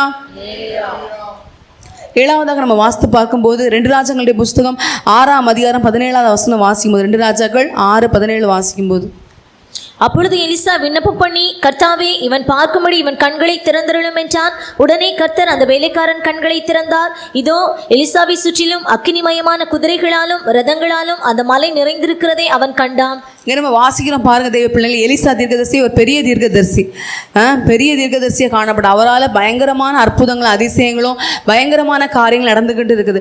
அப்படிப்பட்ட ஒரு அனுபவத்தில் நான் நடந்துட்டு இருக்கும்போது தான் பார்த்தீங்கன்னா இந்த எலிசா தீர்க்கதரிசி பார்த்தீங்கன்னா இவங்க இஸ்ரவேல் ஜனங்களுக்கு விரோதமாக இந்த சீரிய ராஜா பயங்கரமான பிளான் பண்ணுவான். இந்த ராஜாவை எப்படி அழிக்கலாம், அந்த தேச ஜனங்களை எப்படி கொல்லலாம், இவங்க கூட எப்படி போர் செய்யலாம், இவங்க எந்த இடத்துல பாளையம் இறங்கலாம், எங்கே போனால் இவங்களை பிடிக்கலாம் அப்படின்னு சொல்லி அவங்க வந்து பயங்கரமாக இருந்த மேப்பு போட்டு யோசித்து எடுத்து அவங்க பிளான் பண்ணுவாங்க. இவங்க பண்ணுற அவ்வளோ பிளானையும் இந்த தீர்க்கதரிசியாக எலிசா என்ன செய்வார், இந்த ராஜாவுக்கு சொல்லுவார், இப்படி இவன் வந்து பிளான் பண்ணுறான், அவங்கள எதிர்க்க வாரான், அந்த ராத்திரி வாரான், விடியகாலம் வாரான், மத்தியானம் வாரான், இப்படி ஆக்கும் அப்படின்னு சொல்லுவாங்க. இவர் ஜெபத்தில் இருப்பார், கர்த்தர் வெளிப்படுத்துவார், அதெல்லாம் சொல்லுவேன். இப்படி அநேகம் தரம் இந்த ராஜாவும் இந்த தீர்க்கதரிசி சொல்கிறது உண்மைதானா பொய் சொல்கிறானான்னு சொல்லி என்ன செய்வாங்க, இவரும் ஆளை விட்டு பார்ப்பார், செக் பண்ணுவாங்க. அதே போல் சீரியா தேசத்தினுடைய ஆட்களை தண்டுகளை நினைச்சு வந்திருக்கும். இந்த ராஜாவும் தேச ஜனங்களும் பாதுகாக்கப்பட்டிருப்பாங்க. கடைசி இந்த ராஜாவுக்கு ஒரு குழப்பம் வந்துட்டு, இந்த இவன் என்ன நம்ம என்ன பிளான் பண்ணாலும் இது அந்த இஸ்ரவேல் ராஜாவுக்கு தெரிஞ்சிருது, எப்படி ஆகும்?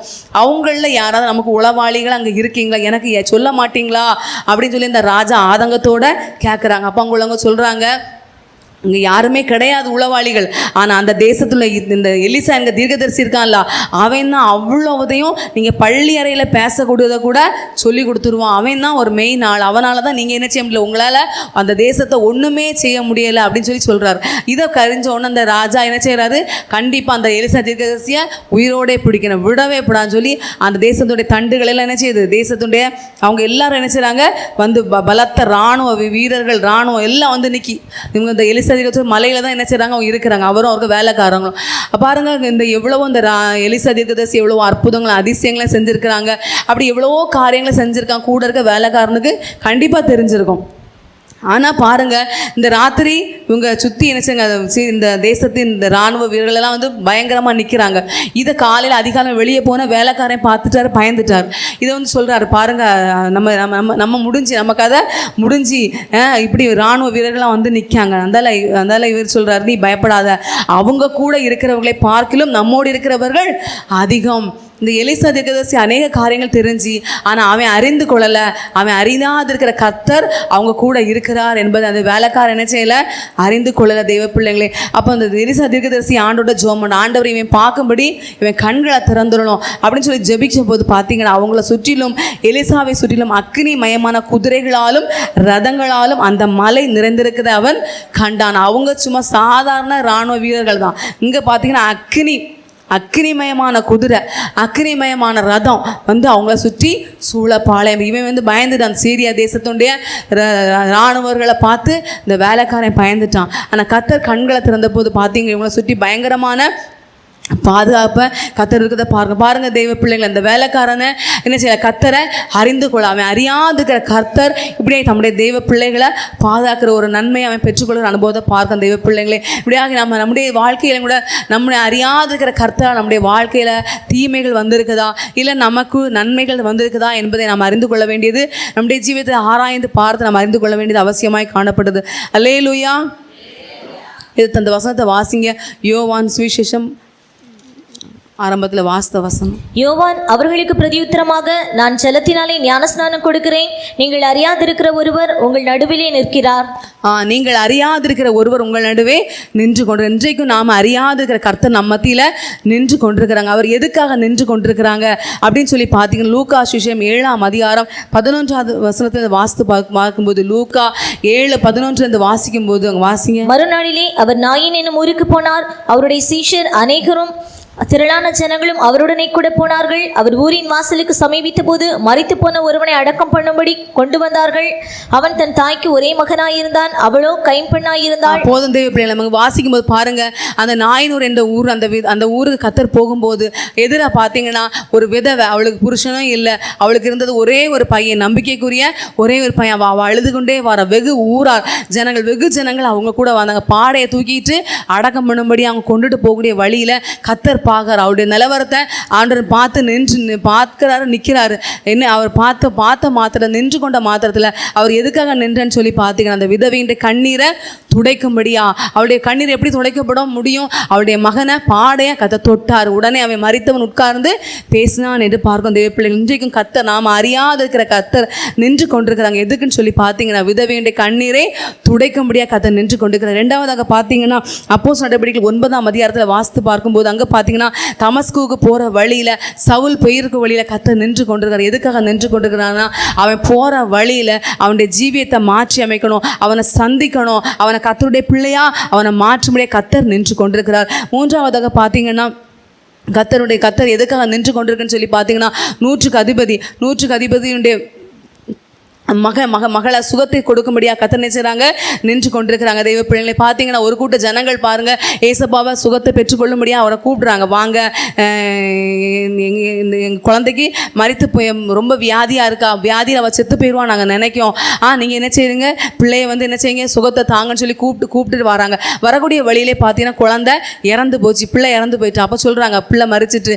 அப்போ போதகரை வருத்தப்படுத்த வேண்டாம், ஆனாலும் கர்த்தர் வந்து வராங்க. வந்தபோது ஒரு கூட்ட ஜனங்கள் என்ன ஏசப்பா சொல்கிறாங்க, பிள்ளை மறிக்க அவன் நித்திரையா இருக்கான்னு சொல்கிறாங்க. அப்படிப்பட்ட சம்பவத்தில் ஒரு கூட்ட ஜனங்கள் என்ன செய்கிறாங்க, பார்த்து அவங்க சிரிக்கிறாங்க.